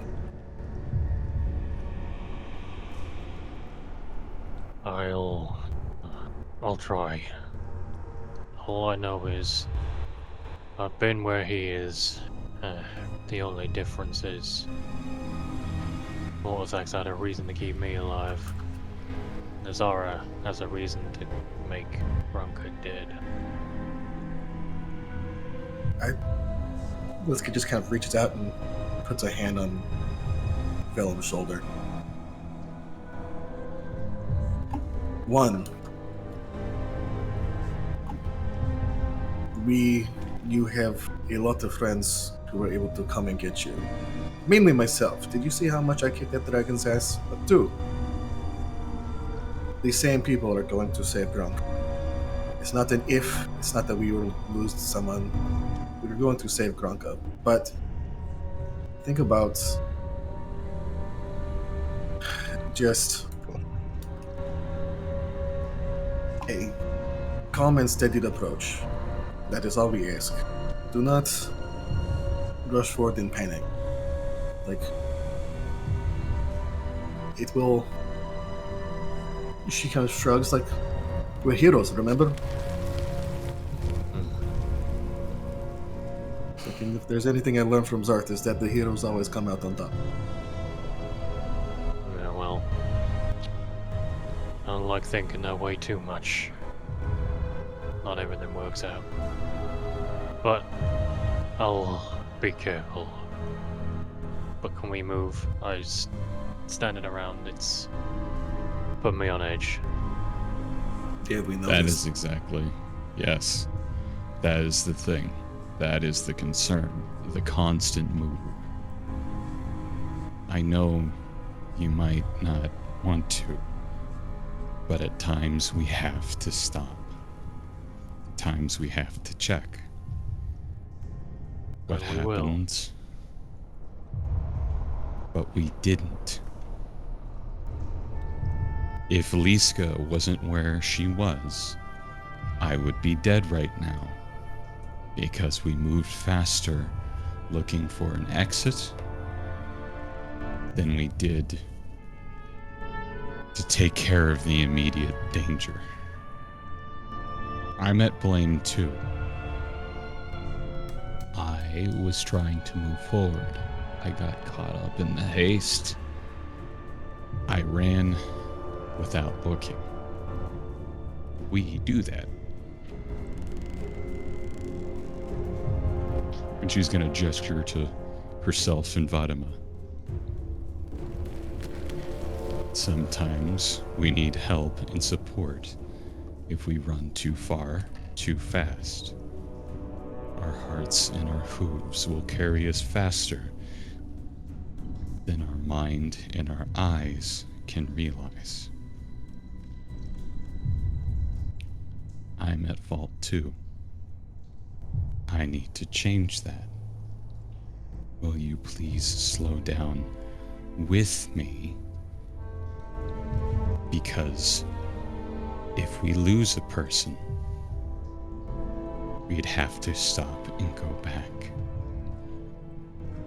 If someone dies, we won't have enough manpower to save him.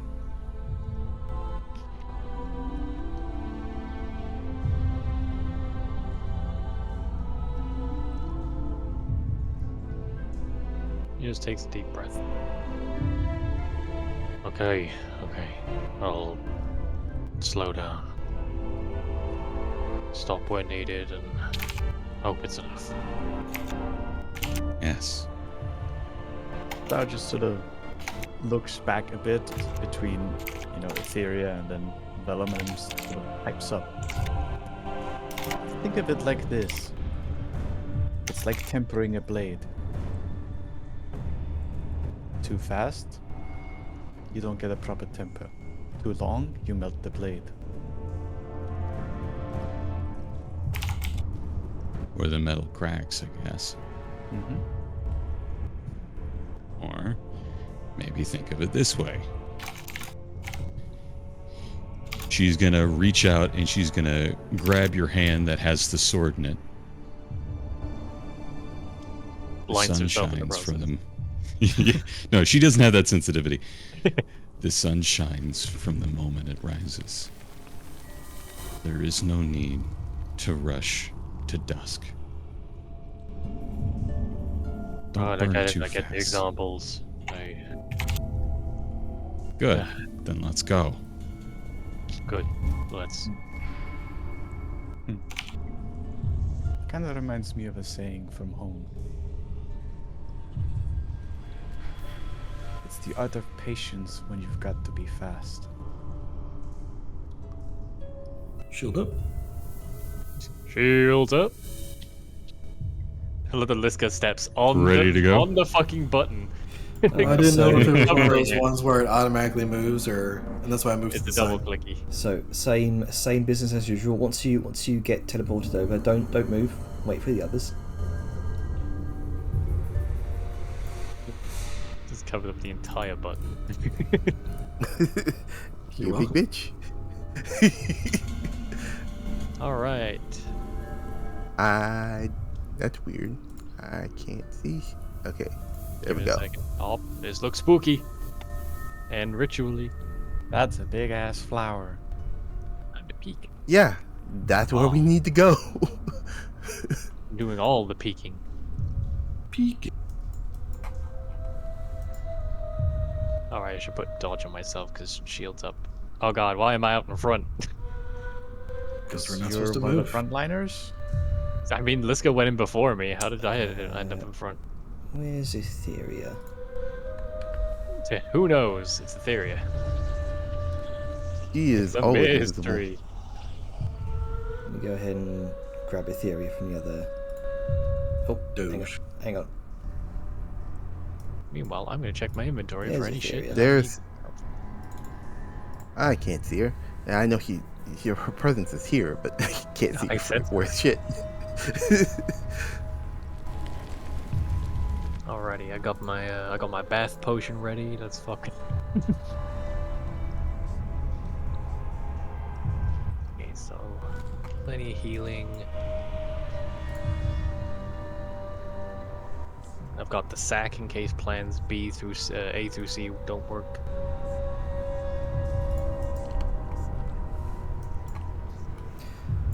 Okay. I've got a necro resistance ready for the boss.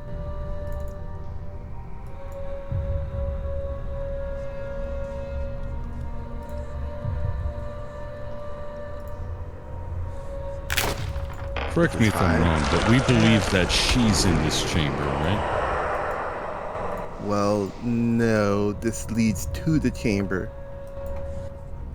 We To believe where- she's in the heart chamber. Yes, Or do we believe she's in the ritual chamber? we believe she's in the heart chamber.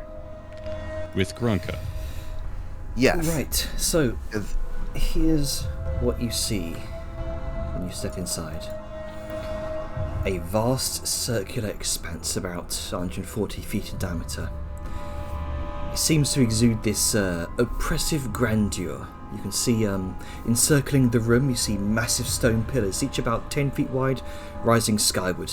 You can see thorny vines entwine these monoliths. The floor is this mosaic of crimson flowers, kind of with serrated petals that curl grotesquely inwards and faintly veined with glowing light. At first light, they appear verdant and lush, but closer inspection reveals some sort of... Best way I can describe it is this malevolent intricacy.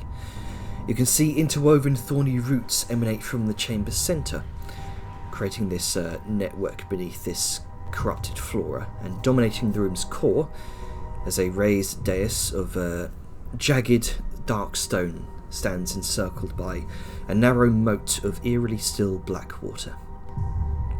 Reflecting the dim crimson glow, you can see cascading roots spilling from the dais into the water, radiating outwards as if though asserting dominion over this space. And crowning this dais is a massive thorn-laden bloom, nearly 15 feet in diameter.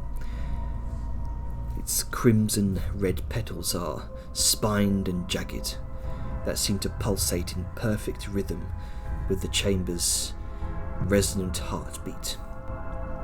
And at the flower's centre you can see shadows and crimson lights that churn in this faint... how would I describe it? This faint... Ethereal? It's like these faint spores, a faint atmosphere of spores around the bloom. The air itself feels dense, saturated with the earthy tang of damp soil, intermingled with a faint metallic edge. You can see subtle movement across the roots and flowers, twitches and these slight undulations. What are you all doing?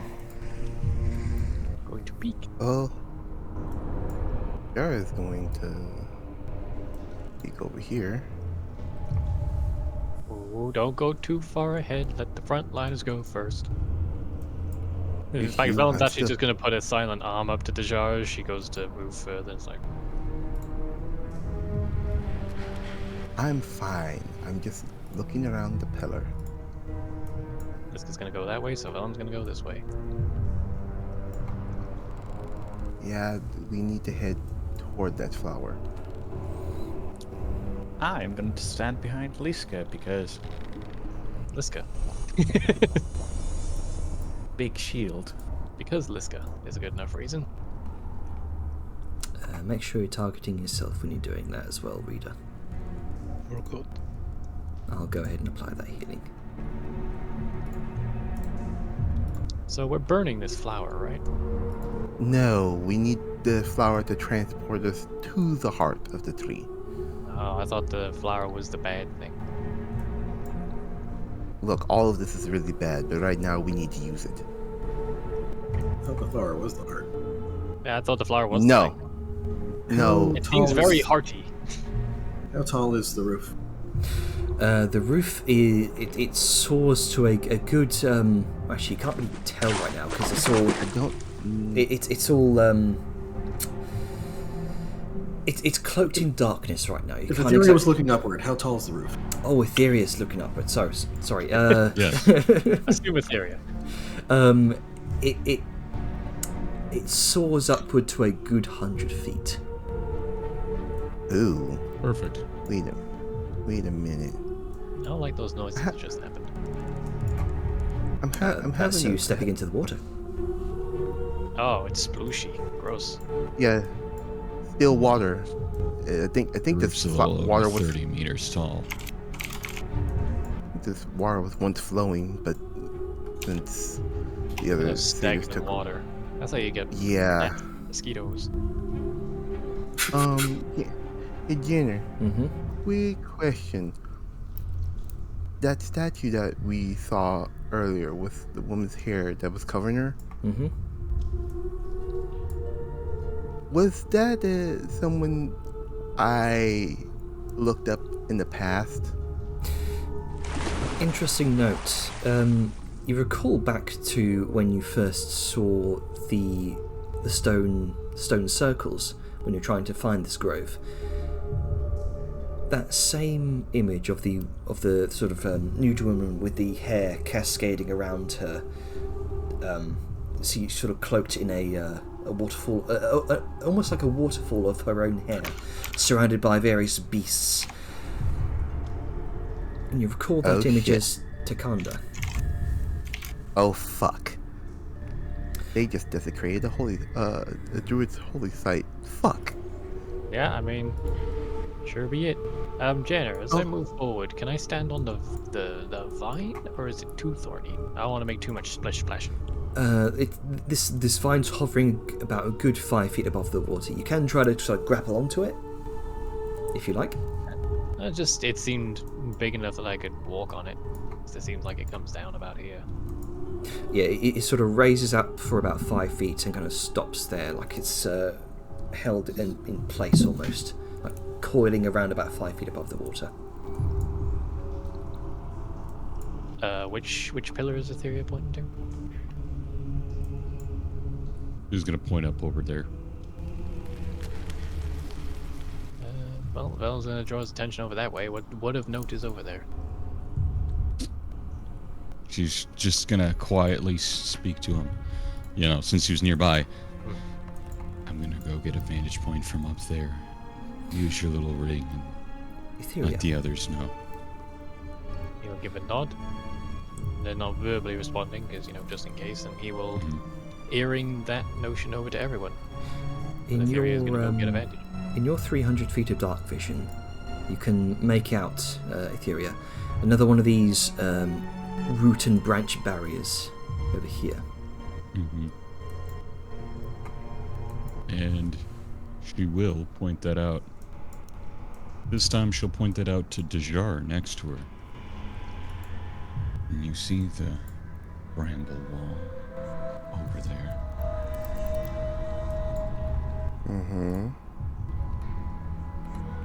It's another one we may have to bypass with your magic. Or at least Gizmo.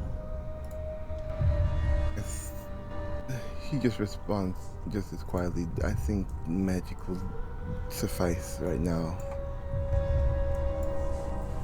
Very good. Pass it on. Alright, and he will note that and say that verbatim through the earrings. As you pass by this pillar, Etheria, your dark vision also picks up a second one. It's one to the left, one to the right.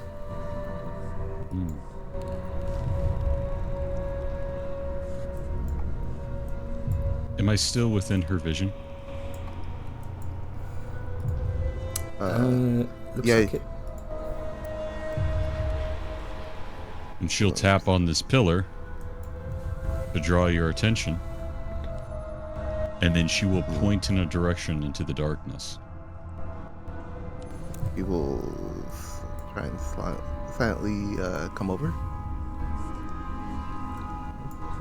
Another one.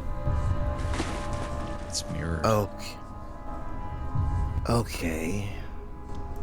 I didn't see anything to the north.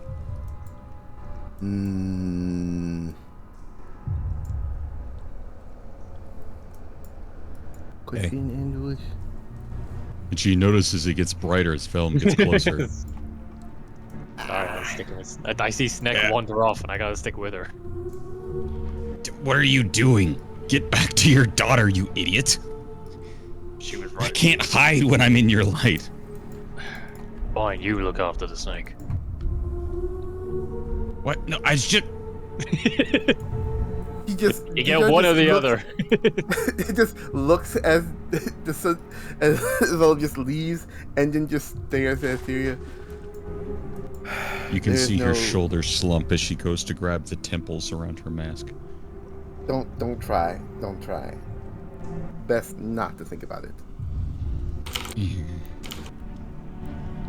And look, I'm just gonna watch over it. Keep the kids safe and hidden. And she scurries up. Do what. As she scurries up, she just says, "Do what you need to. I'll be fine." Oh, God, I fucking. You know what? I'm flipping a coin. Where's my luck coin? Why are you like that? Fuck, I dropped my coin. Oh, that's a bad omen. I'm sorry, Deshar, you may be dead. Why are you writing me off like this? The fuck? Well, the coin flip is to whether I go with you or whether I, don't bring light over to Etheria, and then I flipped the coin and I lost it. Just I think it hit a plate on hang my on, account. hang on. It's like, well, sorry, you're dead. There you go. No, it one. has to be my luck coin. It's what I make my decisions with. What are you fucking Two-Face? Yeah, I was about to say. Look, I get decision paralysis sometimes. Okay. Anyway, continue. Well, I'll be over here looking. I'm gonna have Sao sort of stick to the outer edge, walking around. There it is. Eh. Here you. He goes over this direction. All right, I'm going with Snick. Coin is decreed it, so it can't possibly be wrong. So, question: how many charges from your Mage Claw have you used so far? So far, I probably have used. Let me look at this thing here. Because you've done it once, I twice. have 4 charges. 3. 4 charges left. Okay. And you know what? I'm not gonna use that anymore. I got a potion that I could use. I mean, you could just, guesstimate where it is based on the experiences so far. I could wing it, but it's gonna take a little longer, or I can just use something and breeze through it. You know what? Let's do this in character. He's running around and getting a big blue. Is that one? Nope. Looks different. There's a shrill whistle. Whoop. Brings out a potion. Up. And the call out, north! Yep, I just saw it. It's like the whistle. That was actually very. Oh, I lost connection. You Right. see, Ah. as you see some sort of figure, Etheria. Well, actually, she should be up, shouldn't she? About that high up. You see some sort of figure. You'll be sort of perched up here on a branch, and it looks like she was about to draw out a bow onto the bright shining light that is Vellum. However, you, Etheria, see this and just about manage to catch it, threading the needle through a couple of these pillars. Right as she's about to let loose. I'll say this will just be a normal attack, not with advantage, because you've just called out. Get called out. But I'm... true. Well, I still hit. You do still hit. That was so narratively perfect as well. Like, Etheria whistled. I, as a player, zoomed out and looked around and saw the enemy. Yep, but right as you're dodging, Vellum, because it was a because the whistle cancelled out that disadvantage, and because you have dodge, Shield up, yeah. you have dodge and your shield up. That gives it disadvantage. You see this just in time as an arrow ting off of your shield. See, the coin was correct. I should have come this way, otherwise Dejar would have been a pincushion. Yeah, but your daughter's alone. She's got like 4 people around her, including Liska. Got it. Well, I didn't see her over there. I saw her move over there before I came over. Oh, hang on, I've got all the loons. So that's one of the things Vellum taught her. Like, you know, in dangerous circumstances, go stick near him or Liska, or in this case, Etheria, if necessary. Depending on circumstance. But yes. I am reloading the game, so I'm going to be a little bit... Oh, okay. Etheria, you're up first.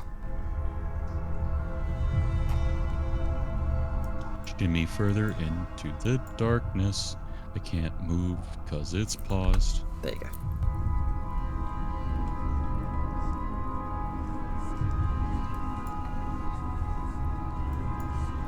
Actually, this is the only perfect angle I have. I'm shooting through a fucking sliver. Mm-hmm.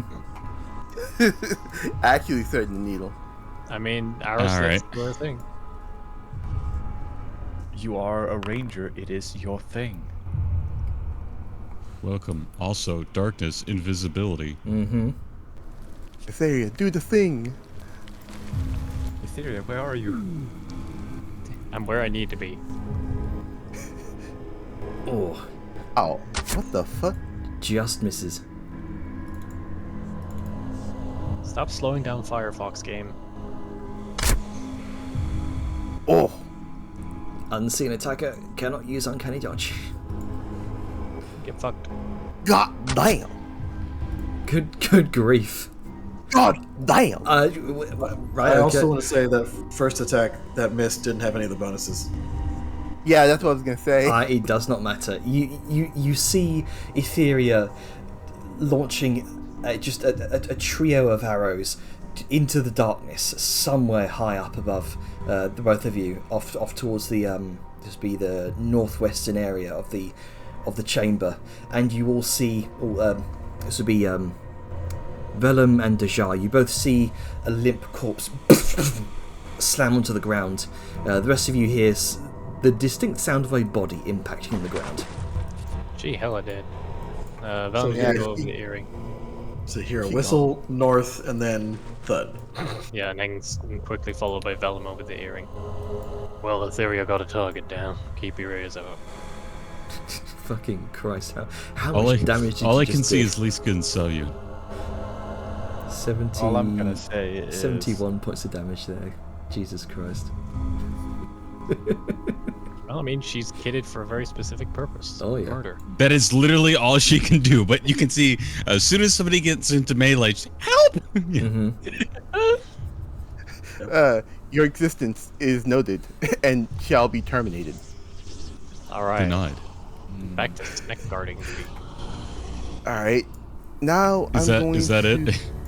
Oh yeah, we're on That's free it. movement, so That's it. I assume that was the only target for now. I would The go over chamber and look at the tasty arrows, falls eerily silent once more. Sao is going to call out over the earring that she can see a barred up entranceway over here to the right side of the chamber. I'll... Likely there's going to be another one on the left and possibly one on the north. Well, you just hear chime in. Etheria told me, I'm already at this end where you can see the bright light. I already been noted by Etheria of the other end, and Etheria said that there's nothing up north.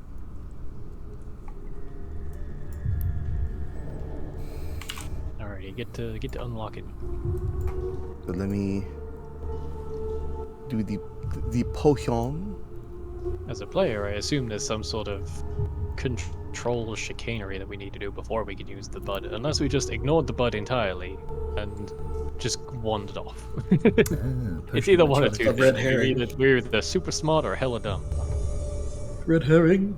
Yeah, I don't trust that giant red thing. Like, that is asking mean- for us to come close and then suddenly, poof, poison spores. All Well, right. a good thing I've got a mask on. I say, I'm more worried about the thing coming to life and attacking us. That too. And I'm going to look for that sigil. All right. As you down that potion, that familiar sense of your eyes, your eyes shifting to that visible spectrum of magic once again comes over you. And indeed, you don't see it on this side. You see it on the opposite side. About Shard makes it. about 20 feet up, hidden right in this corner here. Think about how inconvenient it would be to just live here. Like, you have to climb up a wall every time you want to go to a different. Shard just notes that where the sigil would have been, and goes and notes where it actually is. I'm so glad that I got this potion, and tries to break the seal. Oh, you got a potion of climbing. Okay. Oh, I got potion of climbing, but I'm The magical detection. yeah. I could use that.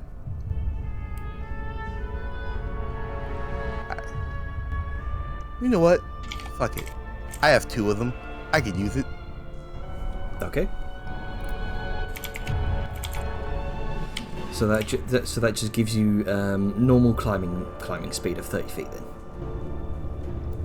Yes. Let me, Gotcha. Okay, so easy enough to do.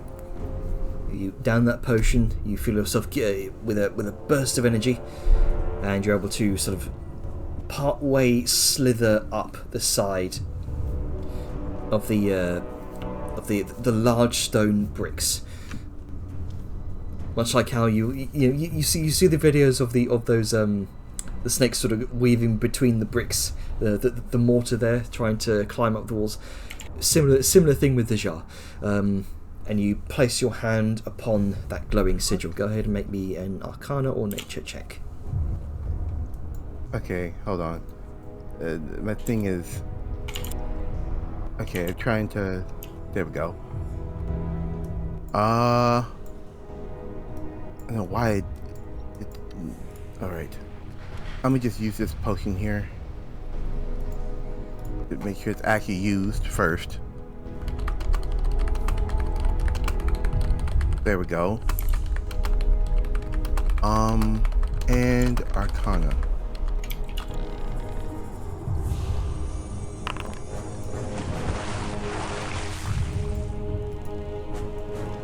$18. Right, 18.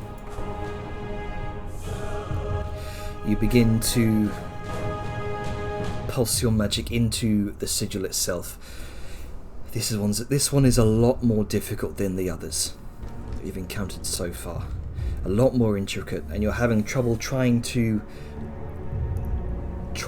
untie the various small runes that you can see here. But with an 18, you just manage to scrape by. Ah, thank goodness. And the vines and the branches part open.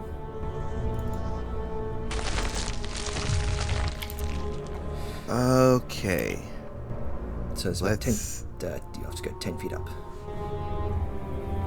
Okay then. Hold up. Alright, stay put, I'm gonna take a peek. Of course.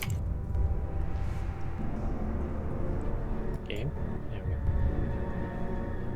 Is this one of those auto ones, Jenna? Or am I think so, if you approach it a bit. He's falling close behind. Oh, there we go, it did. What part of stay put did you not understand? He Stay put. Yeah. I'm going to take a peek. Follows immediately after. Coming down from where he's at. What do you want me to do? Stay up on the wall? You immediately see, entering this expansive chamber, a vaulted ceiling that disappears into shadow, cloaked by tangles of thorned roots. The air here is thick with the scent of aged parchment, damp earth, and the cloying perfume of nightmarish flora. The room's floor is uneven, cracked stone overtaken by sprawling roots and clusters of crimson flowers. This is a library. I'm gonna go over the earring. It's just a library over here. Don't know if it gets us where we need to go, but Dajar's got this one open. Gonna back up and meet back up. You can see the bookshelves themselves are crafted and grown from these very same roots and these tangled branches that you've seen crafted by the many other pieces of furniture here crafted from. And you can just see it is just wall to wall bookshelves filled with various books. I know you tempted snack, but we can look on the way out. Here's library. Like, what's in there? Yeah, Take we a look. can look later. It's in a book. Reading Rainbow. No, this is you Let's, win. let's sweep around the top. We can grab some more of them arrows and check if there is another way through. Okay. I'm going cautiously, by the way, but as a player, I don't want to fucking nudge myself 2 squares along every time. I have to. Alrighty, bitch, what you got? You're supposed to be a lootable body. There we go. I take 8 beach. 80. 19 plus 1 arrows. GM did not respond to request. What the hell? Oh, It happens sometimes when looting. Give it a second, should still get them in your inventory. Well, I don't care about any else of this stuff because it's mundane. Don't be so sure. I mean, Dajar should still have her magic doodad up, right? Yeah, I have it for like for. Does it make sense anything yes, magical besides the arrows? Do I? the No, the arrows themselves seem magical, although it's very strange. These infused obsidian-tipped arrows that you've been seeing now and then, there almost seems to be like a distinct void of magic around them. Man, where have I heard that? Well, whatever you got in your hands is magical, except for those two. They seemed non-mundane, but definitely devoid of it. Yeah, I got a feeling I know what these are. Devoid of. Devoid of void. If I can get, there we go. Let me zoom out. Let me zoom out. There we go. Holy shit. Go away, item piles prompt. Apparently, you're still looting. Highfalutin shenanigans. I do.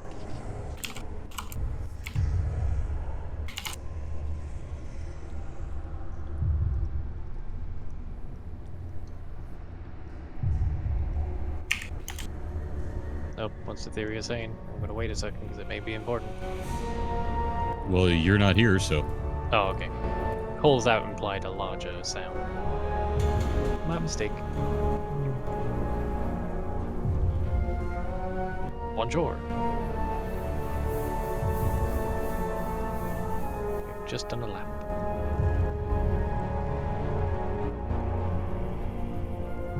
Alright. Now to see this one.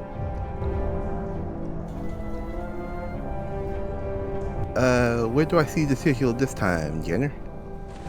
I don't like those noises.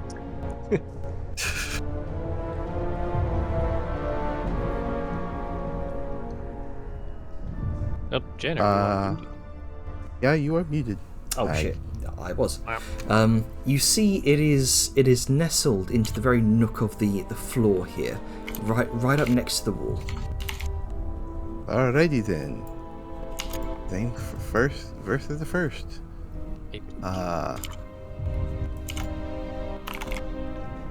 15. You What the actual fuck? press your hand into the sigil, attempting to unbind the various runes across it that you can see with your vision here. It is far too complex. This one seems to be very, very well guarded. Whatever is behind this barrier, someone wove it with the intent for practically no one to get by. Okay, I'm trying to find. Okay, there's my skills. I'm gonna try it again. I'm gonna try and brute force it. All right, DC's going to go up. Well, if you chill out for a second, maybe get someone to help you, cough, druid. Alicia's gonna hold Dejar up so she's not perched on a wall. I'm helping. I'm trying to get the guest character involved. As she's leaning down, she gets perched up. It's like it's on the floor, not up. It is down. Dangles her upside down. Same difference. I appreciate the help. Just like, Turns out she lifts her up, and there's the real one. The bottom one was a decoy. Is Gap here? Yeah, that's why it didn't work. okay then. Gap, you around? Yeah. Okay. All right. Once again with feeling, I guess. All right. So what's happening here? Who's helping me and whatnot? I mean, I guess I can help. Yeah, Did, get the I druid to did help with call the out- druid thing. I did call out your character. All right. Okay. So how are you helping, Reader? Let's see. I guess we're gonna try a nature check, I assume. Or a magic check? What are you planning? I'm trying to dispel the magic with my arcana. Alright. All right. So you could either do an Arcana or a Nature check here. Either one roll with advantage, or you both roll normally. Hey, Jenner, I have a question. Yes. That ring of keys, do they look like normal keys? They do look like iron keys. Okay. Can Liska hold up the ring of keys to where the magic thing is and just see if that does anything? Like press them against the wall? Sure. You ting ting ting. You hold up the keys to the wall. You tap the iron against where you can see Dejar try to manipulate something unseen with her fingers. Weirdly enough, Dejar, you can see the sigil seems to react a little bit. He's looking at what. Let's go. Try a different key. Liska goes through the keys. Okay. Do we just have the keys the entire time? You go through the keys. I guess so. One by one. No, we killed that satyr dude, knocked out, had the ring of keys. Ah. You come to one strange looking key that looks like almost it looks like it's made out of iron, but it's styled in such a way where it looks like vines and woven wrappings sort of create the key itself. Like it's iron shaped, like a key woven from roots, and it has no teeth on it. Strangely enough.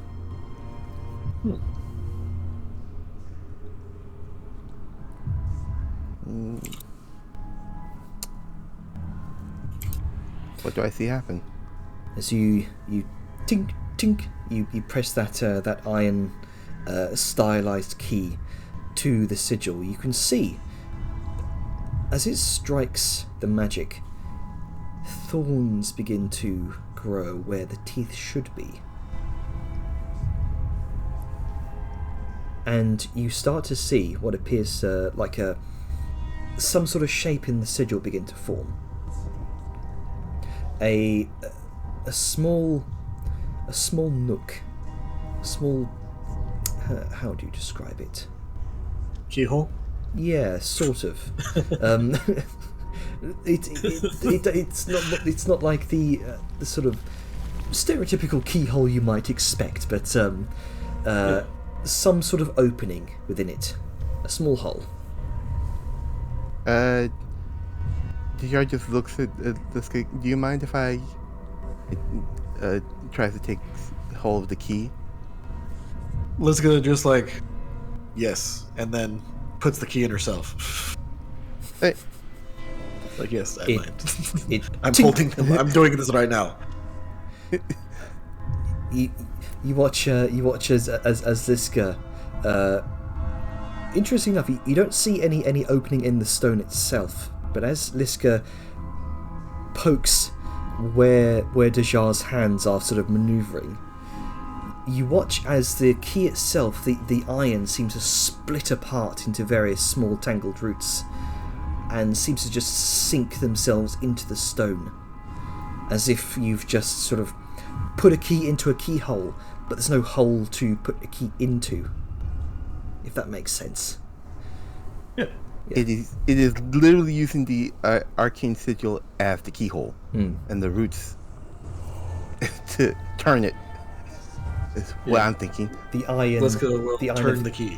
The iron splits apart. You turn the key. You don't twist the entire key, but rather you sort of twist the key handle, and the iron roots almost seem malleable in your grasp as they spread around the stone itself, and there's this pulse of magic,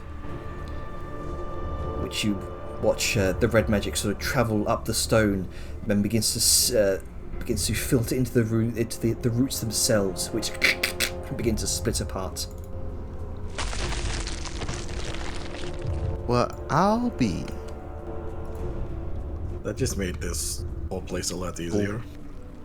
It did, actually. Liska's also going to,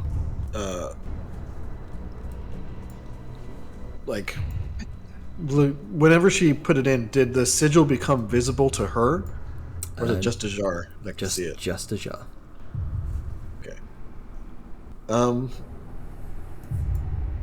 Liska's going to just like, okay. It seems that you are able to see these sorts of things as is. So there might be some connection between the symbol on the keys and the symbols of the doors. So here, you take this. Okay. This way you can open other doors that we come to. Thank you. All right. And he takes the keys. All right. Liska's going to peek. Enjoying your new toys. What is this room? It looks like a throne, or you see, something? this chamber exudes this macabre elegance, merging this sort of chaotic nature of the nightmare with very deliberate craftsmanship. You can see a high vaulted ceiling that vanishes into shadow, while crimson tinged stone walls pulse faintly with the life of many tangled black and red vines. At the centre lies a long, frayed red rug, surrounded by crimson flowers, again with the sort of serrated petals that curl upwards. You see thorny runes stretching across the floor, weaving through and in around the floral carpet. You can see there are two alcoves on either side of the room, each containing these large, dark wooden shelves, seemingly grown rather built. You can see that they also hold many tomes, many books, and you can see them sort of at the foot, a couple of tables woven from those same thorny roots. But at the far end towers the centerpiece, a throne-like structure of glowing crimson petals, nearly 15 feet tall. The thorn-covered roots spread outwards like veins. Layered petals pulse with crimson light. Small glowing fungi dot the roots, casting these strange sort of bioluminescent illumination across the throne's regal yet menacing form. This sanctum seems to radiate a sense of authority. Well, Zahara looks at it, at the entire centerpiece of the room.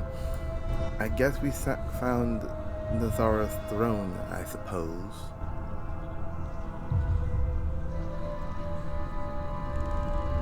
Well, it's gonna kind of Whatever was here, shift meant to. Gonna kind of peek her head in. You clearly see now why this chamber was so heavily guarded.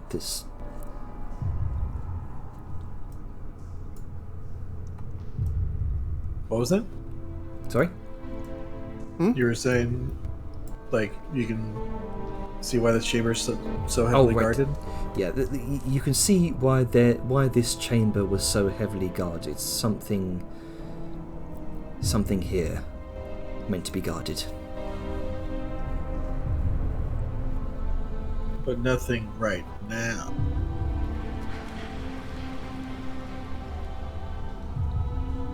You're gonna go just right behind. Can't do it immediately, but she's right behind Liska, looking. What? Do I see anything or note anything that's magical?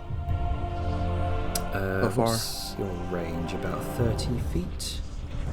I think so, yes.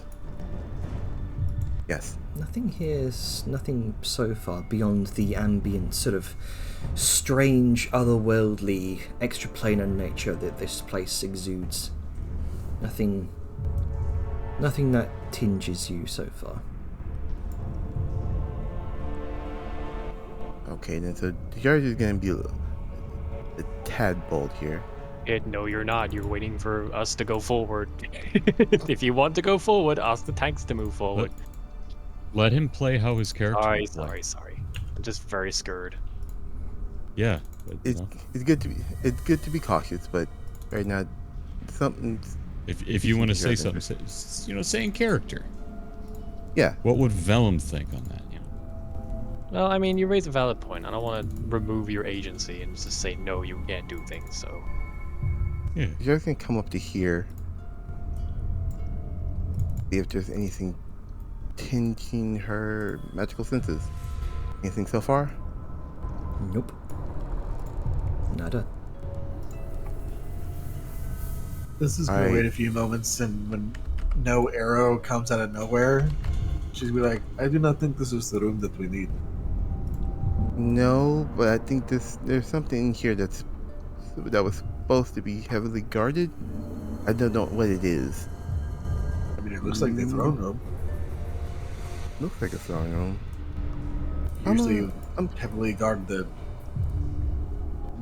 nobility of the royal. King, queen, what have you. Yes, unless they left something important here. Well, if you really think so, let's take a quick look and keep moving. You're gonna If get about. If it was important, they would ignite where they were. You would think. And This kid just kind of motions to Vellum to be like, you follow her. I'll go over here. Yeah, I know. Same as always. It's about here. Anything? Nothing Still the Nope. same? Nothing. I'm gonna get a little closer to that throne, but just adjacent to right about There here. are some bookshelves down there. And up there. Something does ping to you. How bad? Something behind the throne. Of course. It's a classic. Right. Okay then.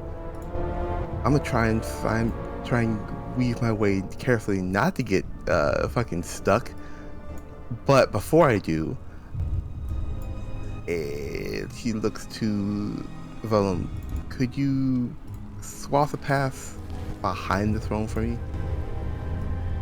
Yeah, sure, I am. Stay close. How thick are the brambly pointy bits? Oh, about as thick as your arm. The closer you get to the throne.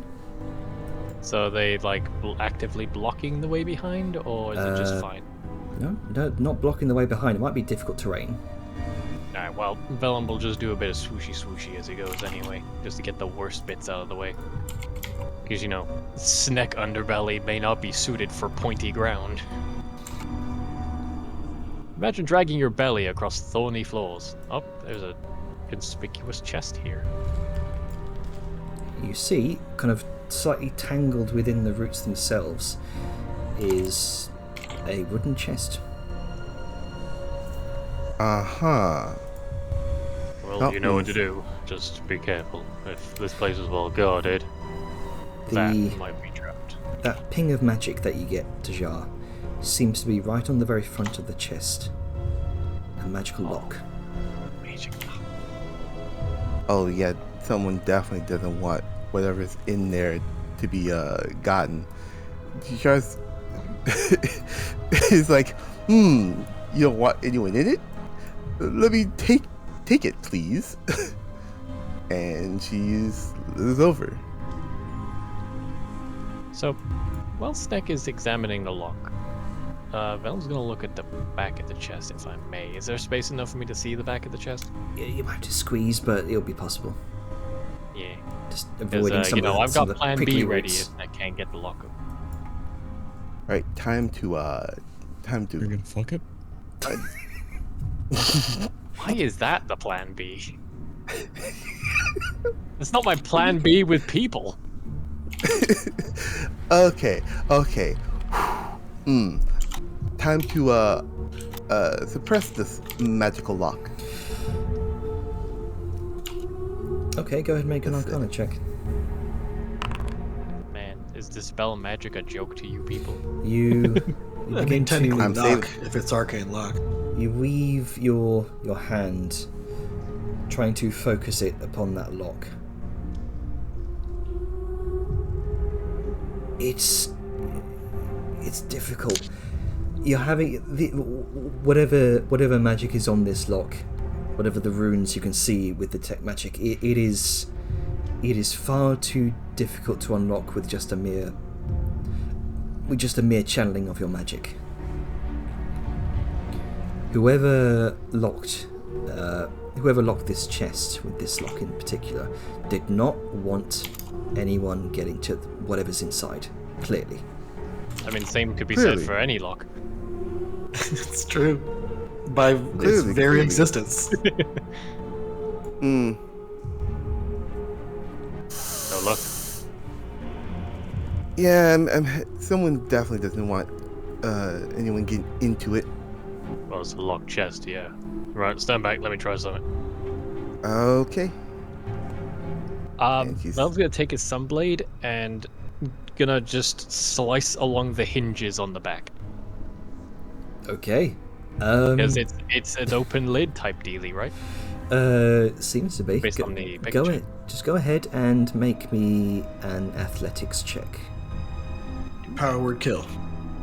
This is why I said stand back. I see you stood back 5 feet. 15. You swipe at the hardy locks. It is. Oh no, not lock, the hinges on the Sorry, back. the hinges. The weaker part of the box. Unfortunately, this is a very sturdily made chest. Right, fuck it. Plan B. And he'll just pick the box up. Okay. You pick up the box. Assume box. We don't have to like move it or anything. We'll just come back to that. Yeah, just put Figure it this in out like on the go. okay, then just he takes her her what is it? I can't remember what it's. The portable hole. That's what it is. And just shove it in there. Well, it may be important for later, but we can think and walk at the same time. Okay, if you say so. It's attached to me apparently, so I can just move and drag it.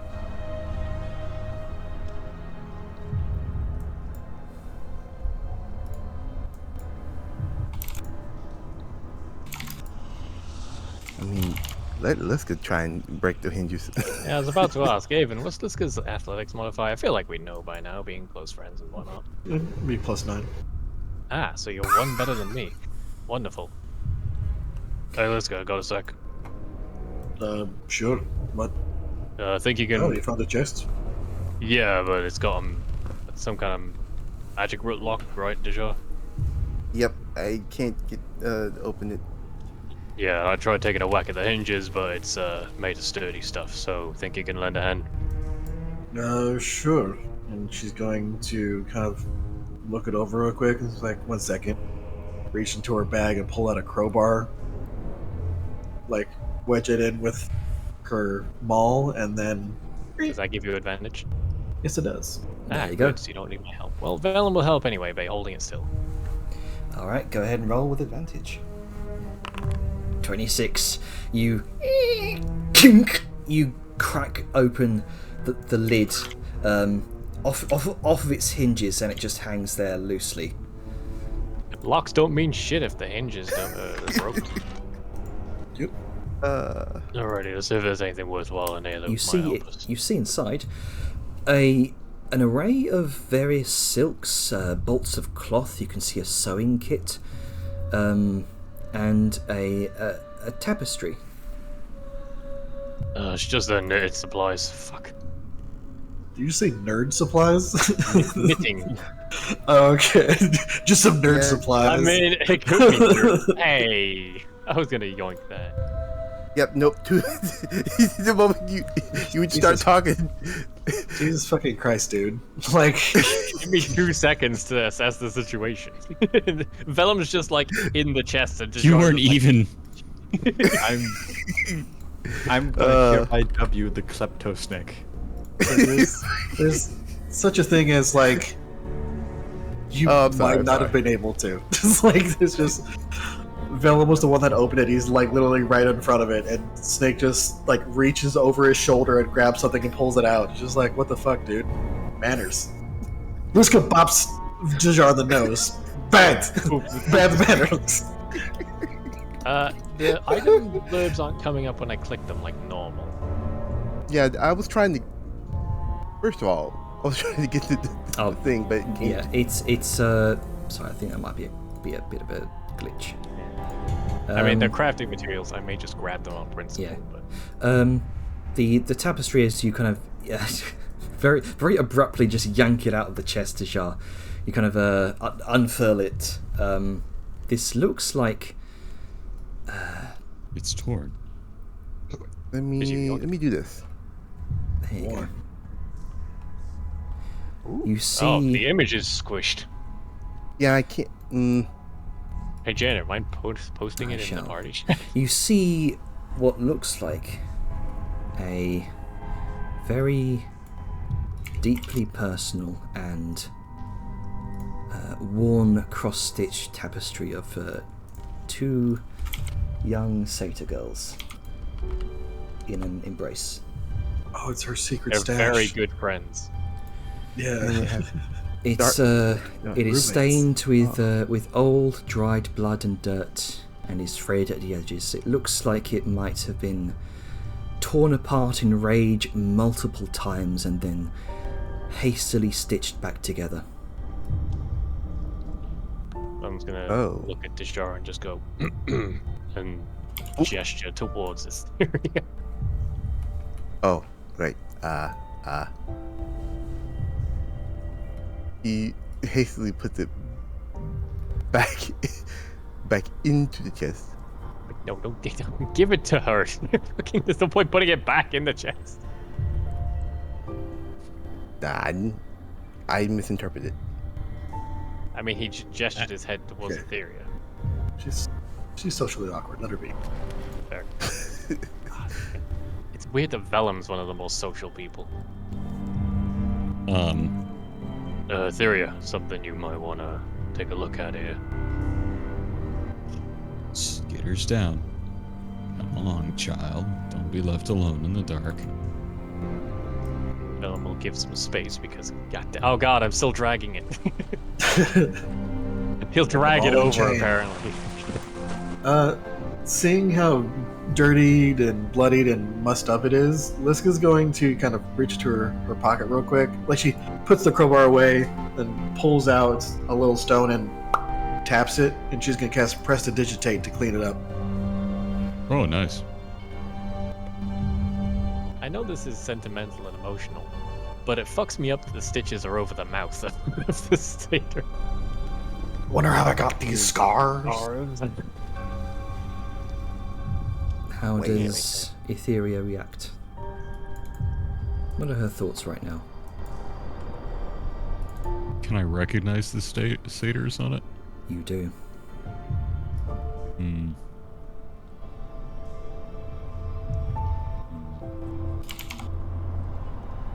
Hmm.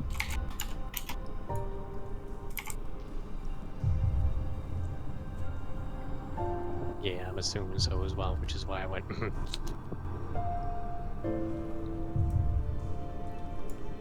Oh Player boy. realized that, but the snake does not.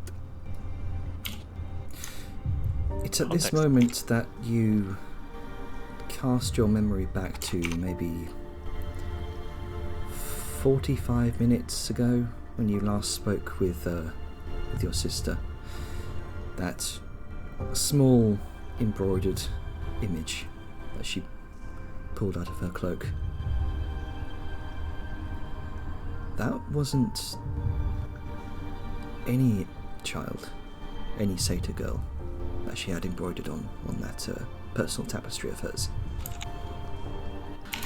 That was you. She still remembers.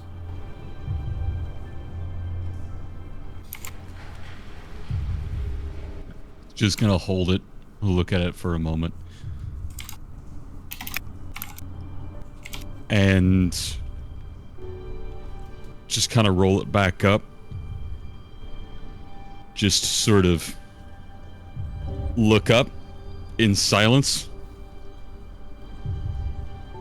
Those immediately perceptive nearby might notice a black streak run from underneath the mask down her neck. She's gonna roll it up and she's gonna stow it away for a moment and just, all right.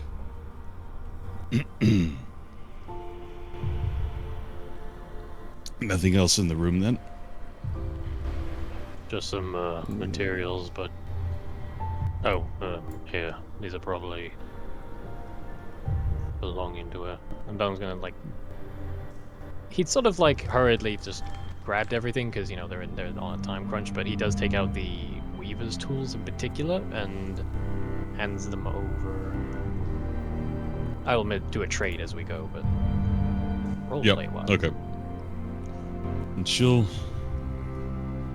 reach out to him and accept them. Some of the stitching could be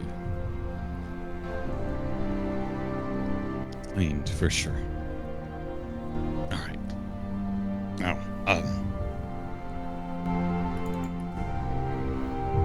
we have a job to do.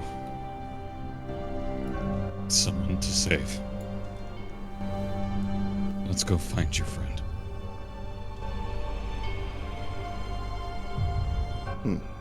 Anyone got any idea how to move forward? I don't know any of this druid magic shit. That's the druid. was the hint. So, Rita, how would you use a? She points off to that big bulb of a flower. How would you use that? Which one? The I one on have the no right clue. or the left? The one right here. He's pointing to in the middle of the blackish pond. Right, the one to the left. Yeah, I directions. I cannot. Mm-hmm. Don't worry about it. Just gonna like lean over and look at it. I guess I'm gonna do a nature check. You could do a nature check if you like. What are you trying to figure out? What it is and how to use it. Okay. Yeah, I'll say give me a nature check. 13. Well, Briar said that this was some sort of method of transference down to the heart chamber. She made no mention of exactly how to use it. She gathered that being among powerful spellcasters such as Dejar and those of a druidic persuasion such as yourself might be able to figure it out amongst yourselves. She was likely pressed for time, so she didn't have much time to explain. Presumably, with a 13, you might be able to somehow get those petals open. And then... Let's go get the crowbar. and then somehow make That's your what way fire's into the for. heart chamber. Well, But This is you know what? information we but did. the exact intricacies of that nature-based magic elude you for now. But there's no harm in trying. Right. So let's make sure this thing isn't gonna bite us or anything. Let's go. What are we going to try to pry it open? Well, we gotta get close to it to even look at it, so let's make sure it's safe.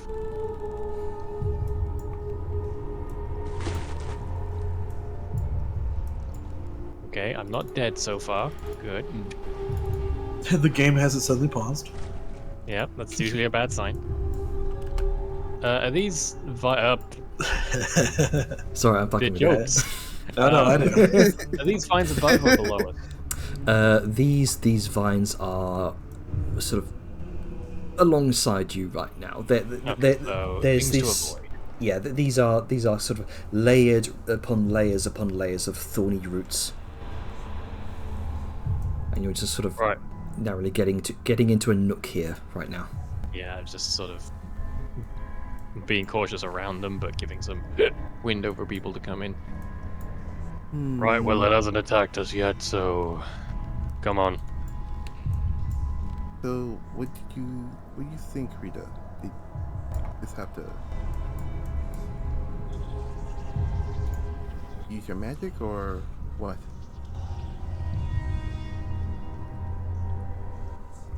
Yeah, Bob.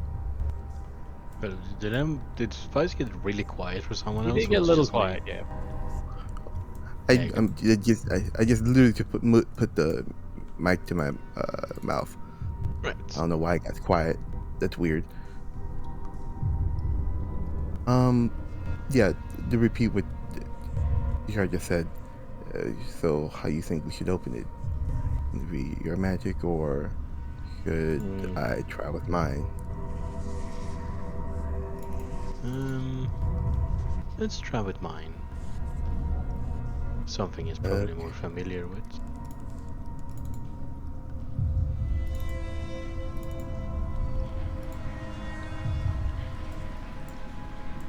Rugs and tapestries. Rugs The of joy of power. brewing. At this point, she's just noticing the titles of the book.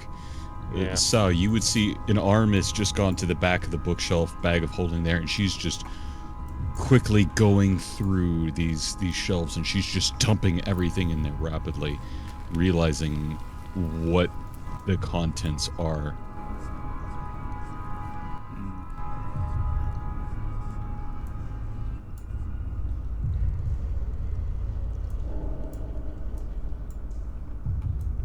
All right. So what's happening here?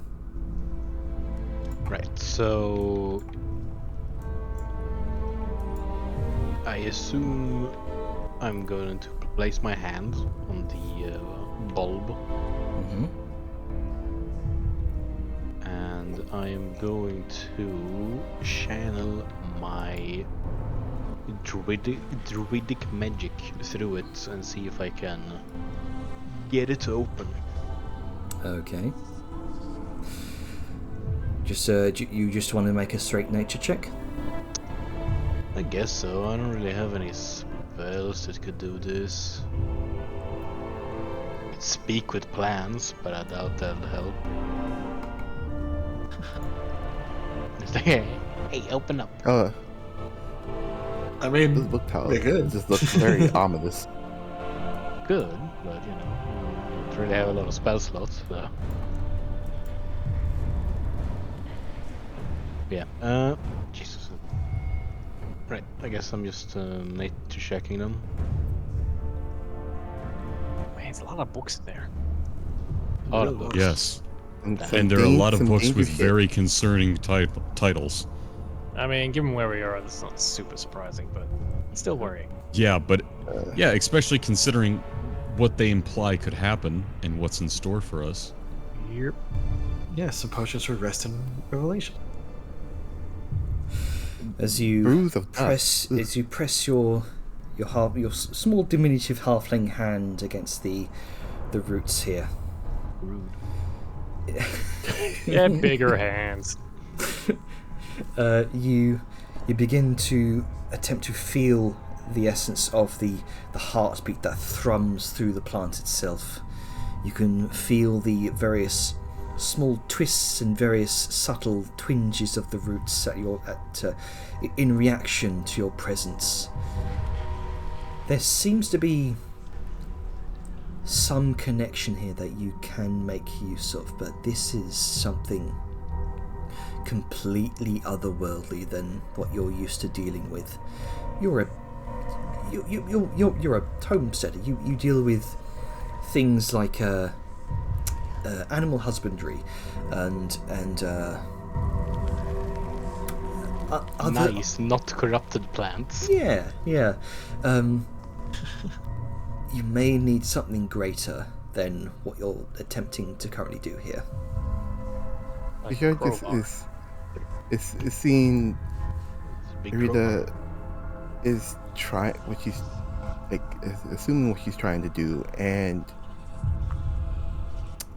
puts her hand on the pells and mind if I give it a shot as well? Yeah.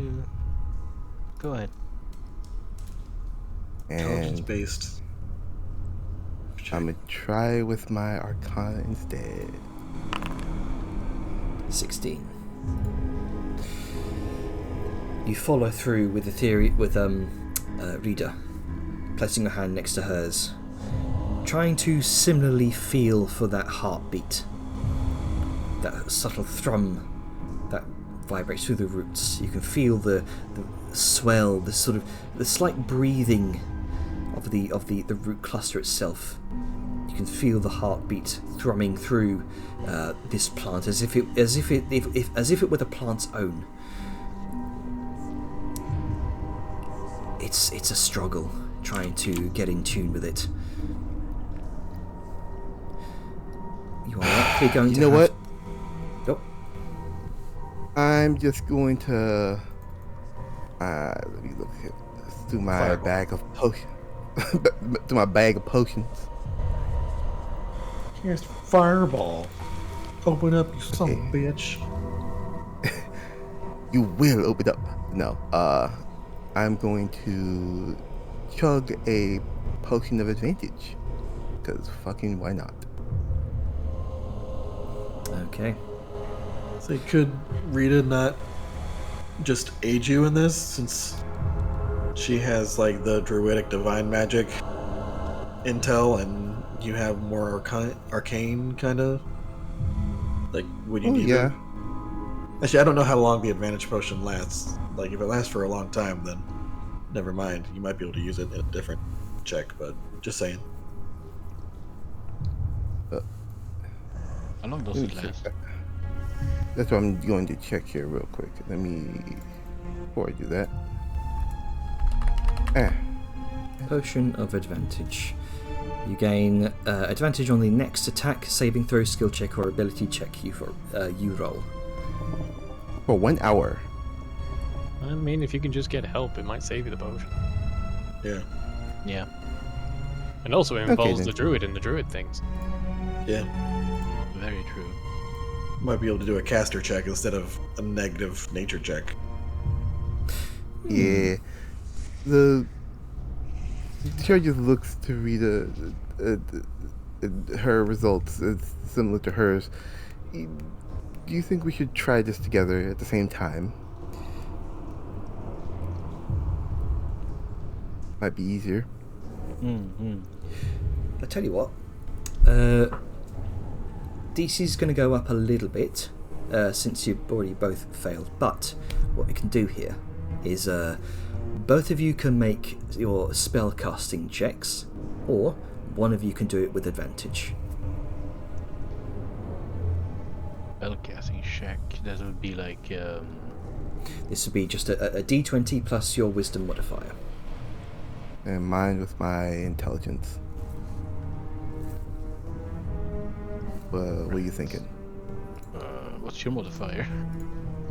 My modifier is +4 with my intelligence. Yeah, same. With wisdom.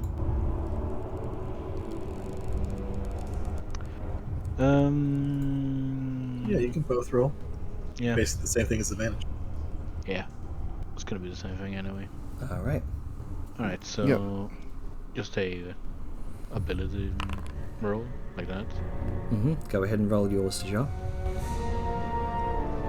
Amanda, you Ability. get What? party check. Check here real quick. Oh, what are you thinking? Like in the old Scooby-Doo animations where you can see something's Hidden gonna numbers in the terrain. What? Yeah, things that A look 5. like numbers. Like a 5 5 and or a 6 6. there. Who knows? 18 and a 15. Okay. So you begin to, instead of trying to suss out the nature and the magic and the magic of this this entity, you just begin to channel your raw magical power into it. How does this? We've described what Dejan's patent magic looks like. What does Rita's look like? I guess it's kind of like. I never really thought about that. I guess it's kind of like a bit of. See, kind of.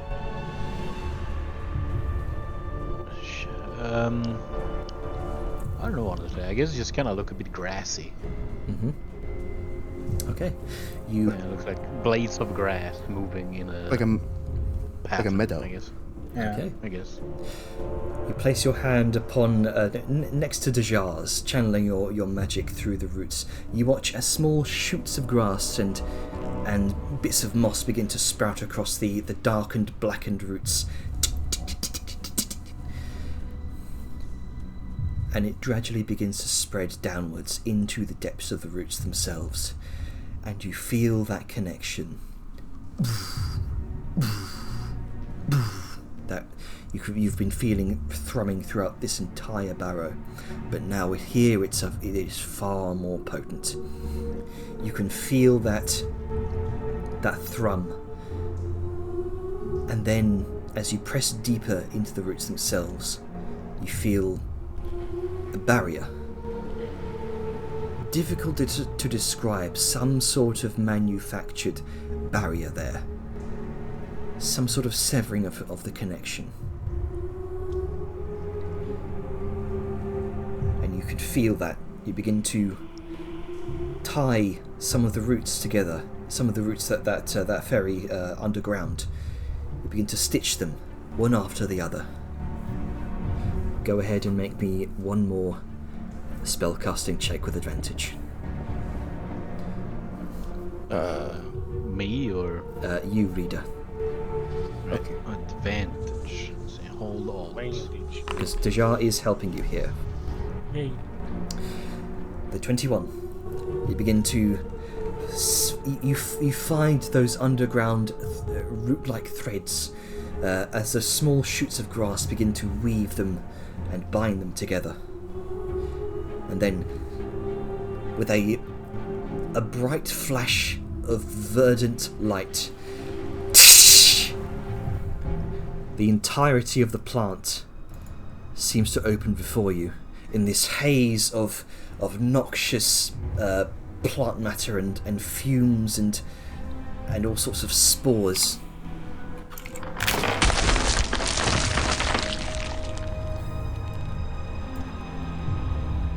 DC was a 20 that you needed there.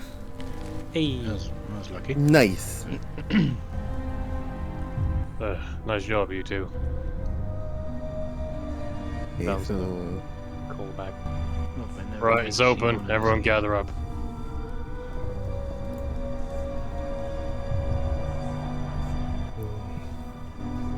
So what is this? It's a flower. You see a large, blooming flower that opens up like a yawning maw, almost like one of those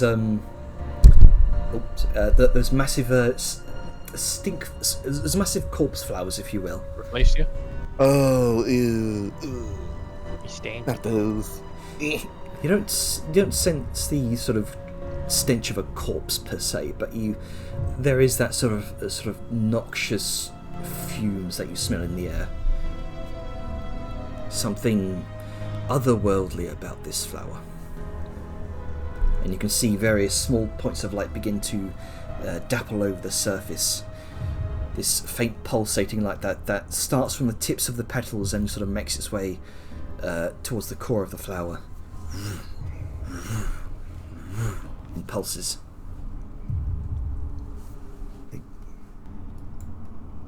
And now we wait for everyone to gather up, so nobody gets left behind. So, what's the other group doing? What's Etheria and Saoyun doing? Talking. We can see that. Would you like to bring it to the front? Because I assume this has been going on while this shenanigans has been ongoing. Yeah. Shenanigans. Do you want to bring it to the forefront? We can if you want. I was just doing something in the background. Well, it seems very poignant. So we can no reason not to. It's not costing any Entirely extra up to time. you.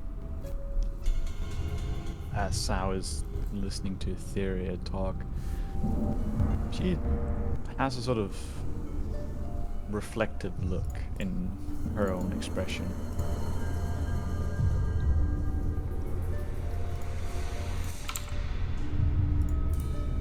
That reminds me a little of spring at home.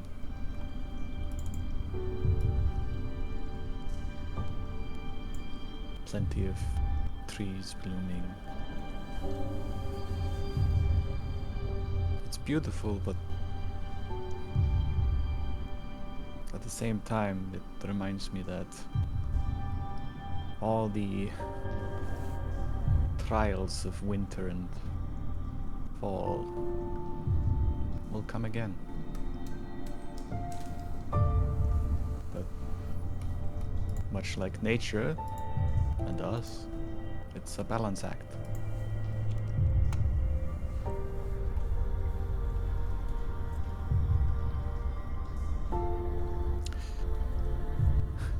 One without the other is not complete.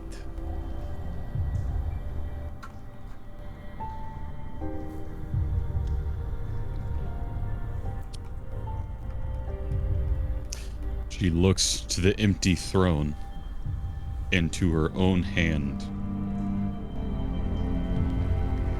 In more ways than one.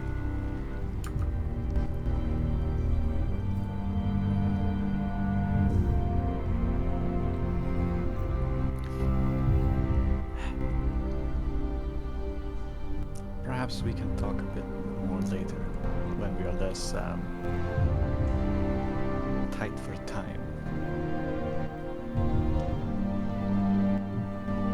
I see. I think you would He's like... left, sort of just staring at the throne for a moment. I think you would like some of my culture's insights.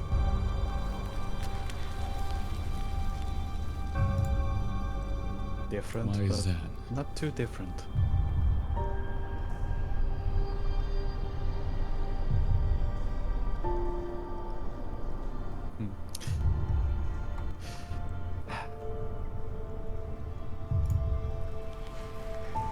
There's a lot of poetry and moving philosophies. A lot of it is a little thick at times, but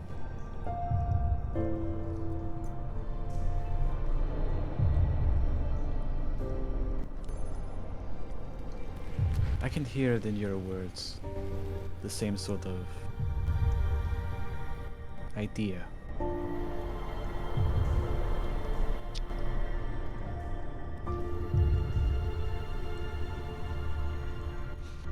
What idea is that?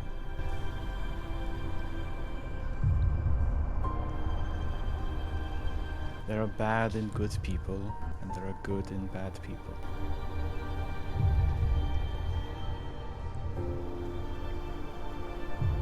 Like I said, a balance act.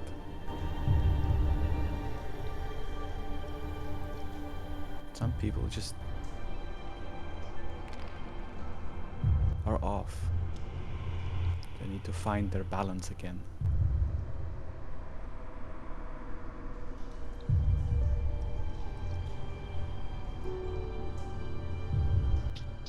To some people, it can feel like you're walking endlessly on a tightly strung route, crossing a river or a valley, and all you ever do is try and find balance for others. The moment you stop balancing, you stop caring, you have that freedom. You're not balanced for anything or anyone, and even if it feels like it's your choice, even if really the wind pushes you, for a moment, you're free. And she gently lays her hand on this throne, even if you aren't free.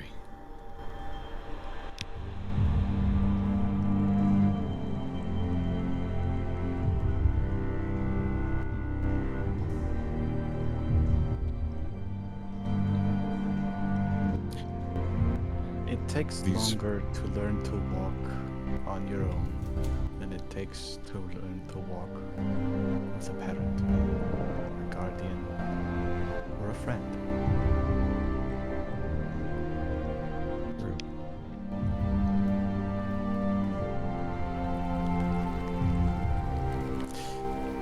I worry how many times she's tripped without me.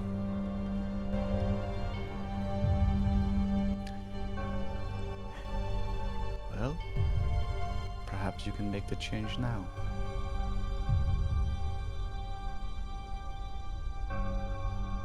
No.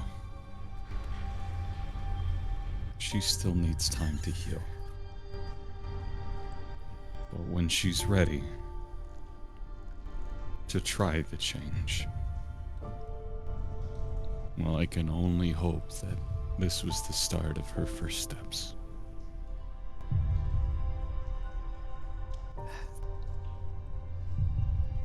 I can only hope that there was something still left inside you. She squeezes tightly towards this throne and that ever-present heartbeat.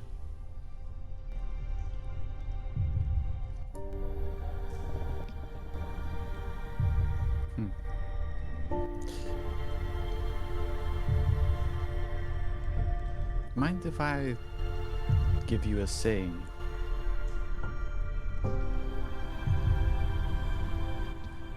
One of her long, doe-like ears flicks backward in your direction. It's somewhat of an odd saying in common, but the best time to plant a cherry tree was decades ago. The second best time is today.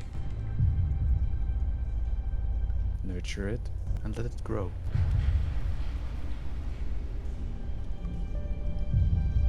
And while you may not live to enjoy its blooms and blossoms, watch its petals fall,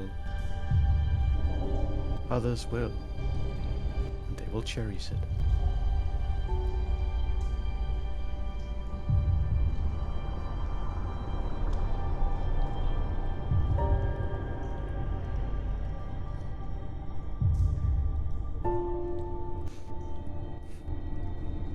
It's perhaps less apt for a person like you, who will outlive me by centuries, probably.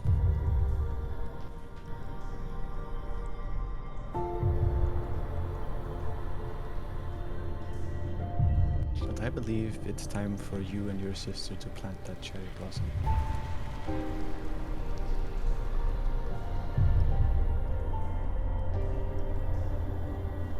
Though quiet, you can see her shudder with her shoulders as she takes a deep breath.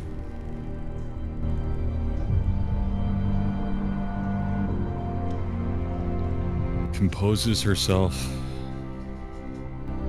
and turns back around.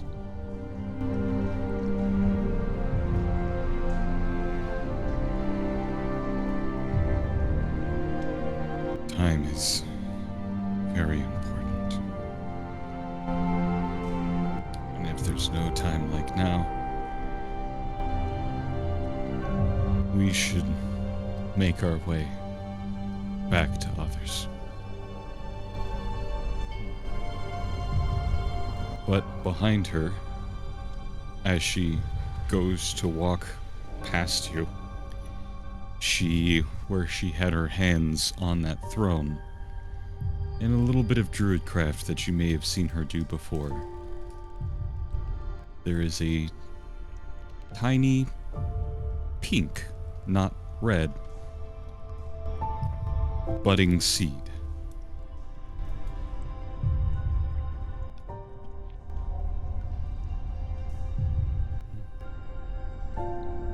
And as Etheria is passing Sao will join her in walking back. Tomorrow is the gift that we wait.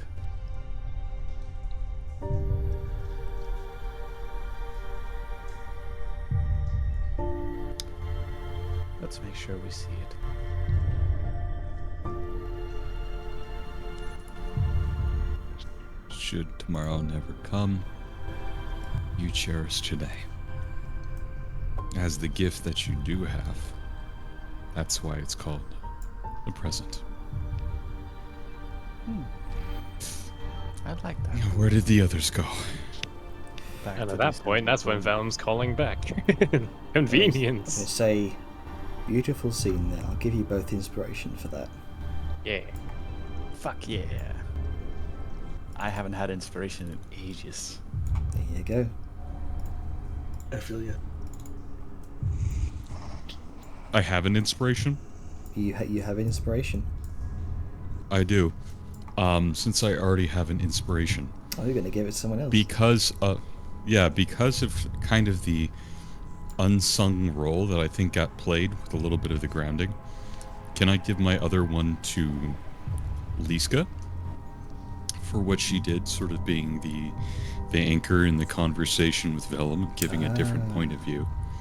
Okay, sure. Because that was a really nice RP scene that I really wanted to see happen, and she helped us get past a roadblock. Yeah, go right ahead. Sometimes she is the roadblock. Yeah. She knows how to handle them. Sometimes she blocks roads, sometimes she unblocks roads. Sometimes she is the road. Ironically, I don't both often involve a hammer. Yeah, weird how that works. They make bottle. Alrighty, we good to jump into this mysterious evil flower and go Yeah, somewhere? Liska's just been standing in it, just like looking around, being like, this feels so weird. It sounds like, alright, let's gather together, we're heading off, and then Liska just steps on it without a word. Alright. It's like, So, as the both of you enter, you see Liska stepping onto the flower. Oh, hang on, she's disappeared.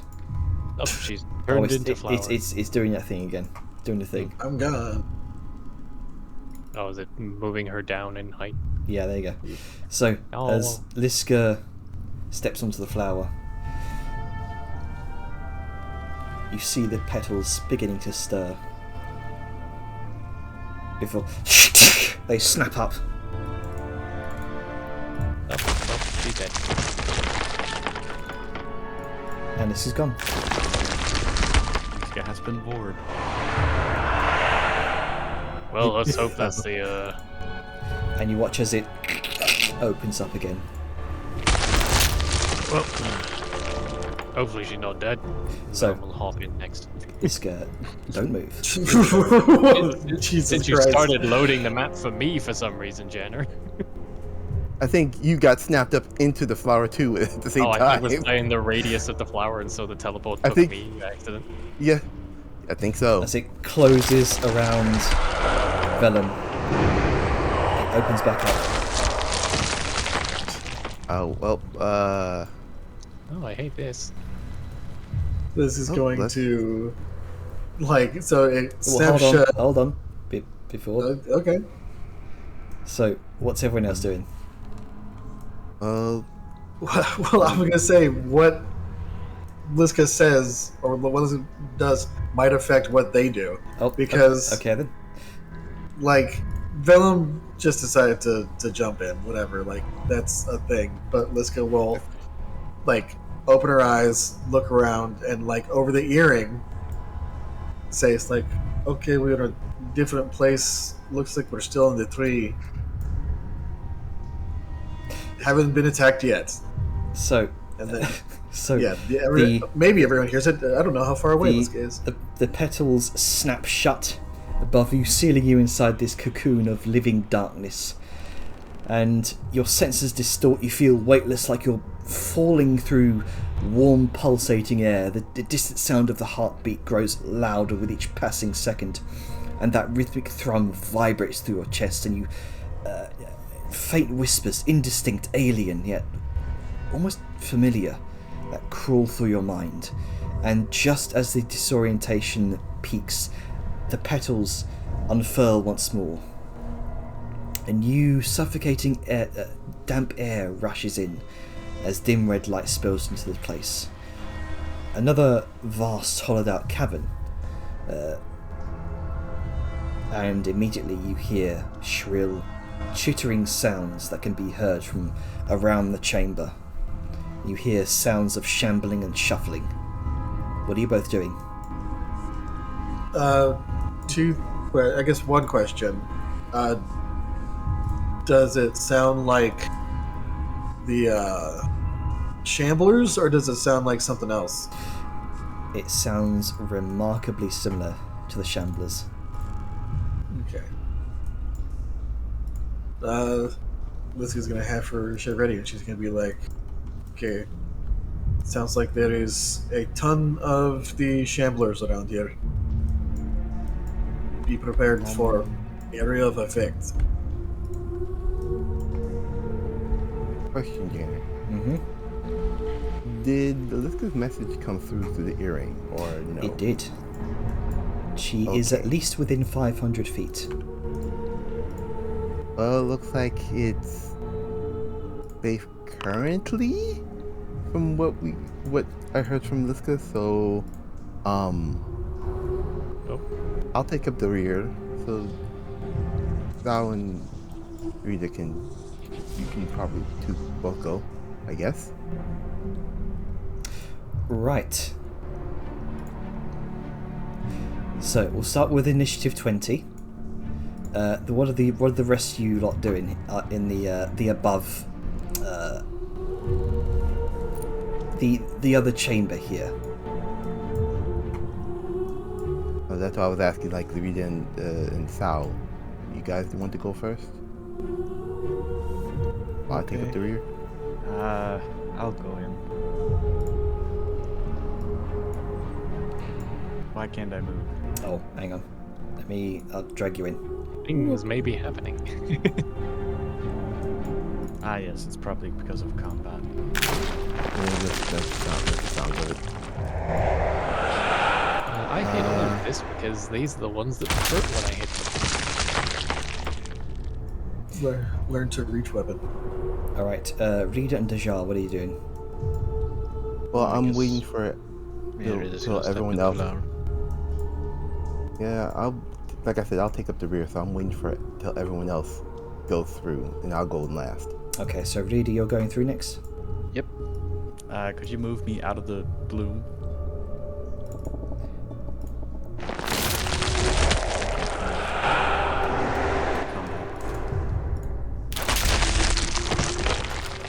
All right.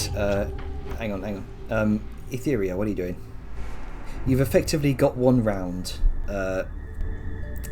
You've effectively got a turn.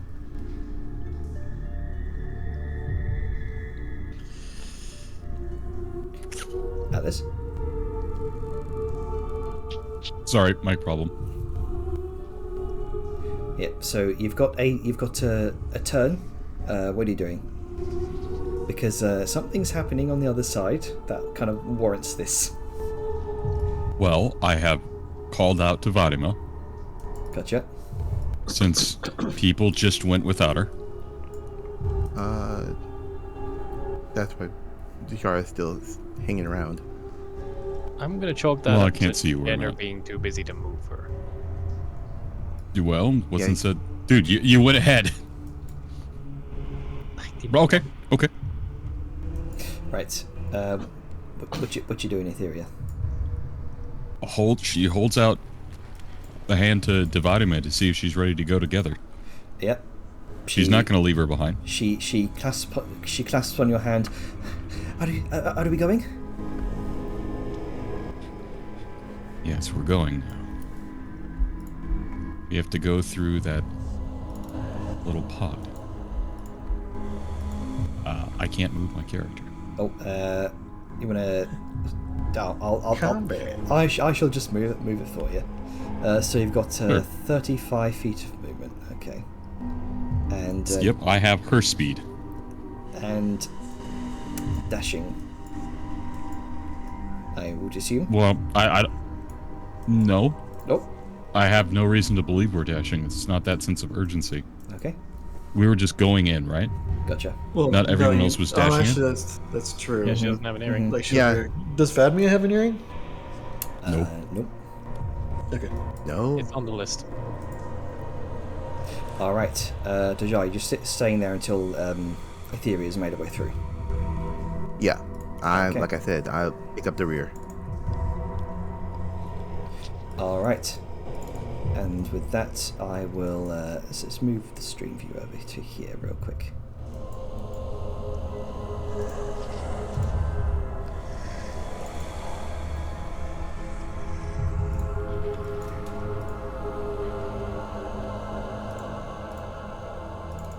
All right. So, Saoyun and Rita.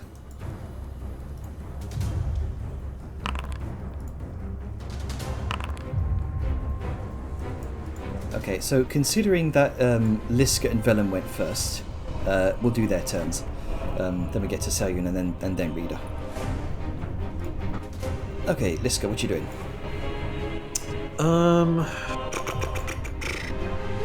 Remember time, by the way. Oh yes, yes, actually. Might be We are best at to time. stop before we actually do any combats. So as you can hear chittering and shambling of leaves and creaking of roots around you. 1, 2, 3, 4. We'll leave it there as you venture into the heart of the nightmare.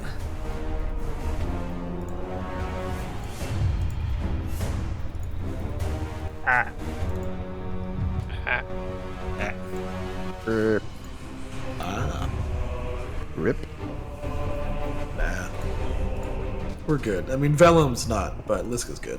I've got time to throw some javelins. Maybe we can kill them before they kill me. We can kill them before they kill me. True. That's generally how The creed of the DPS. generally how it works. I mean, I've got stop. Liska next to me, and I'll just... I don't want to hit them when they get into melee with me, but if they do, I suppose I'll have to. I will stop recording in 3, 2, 1.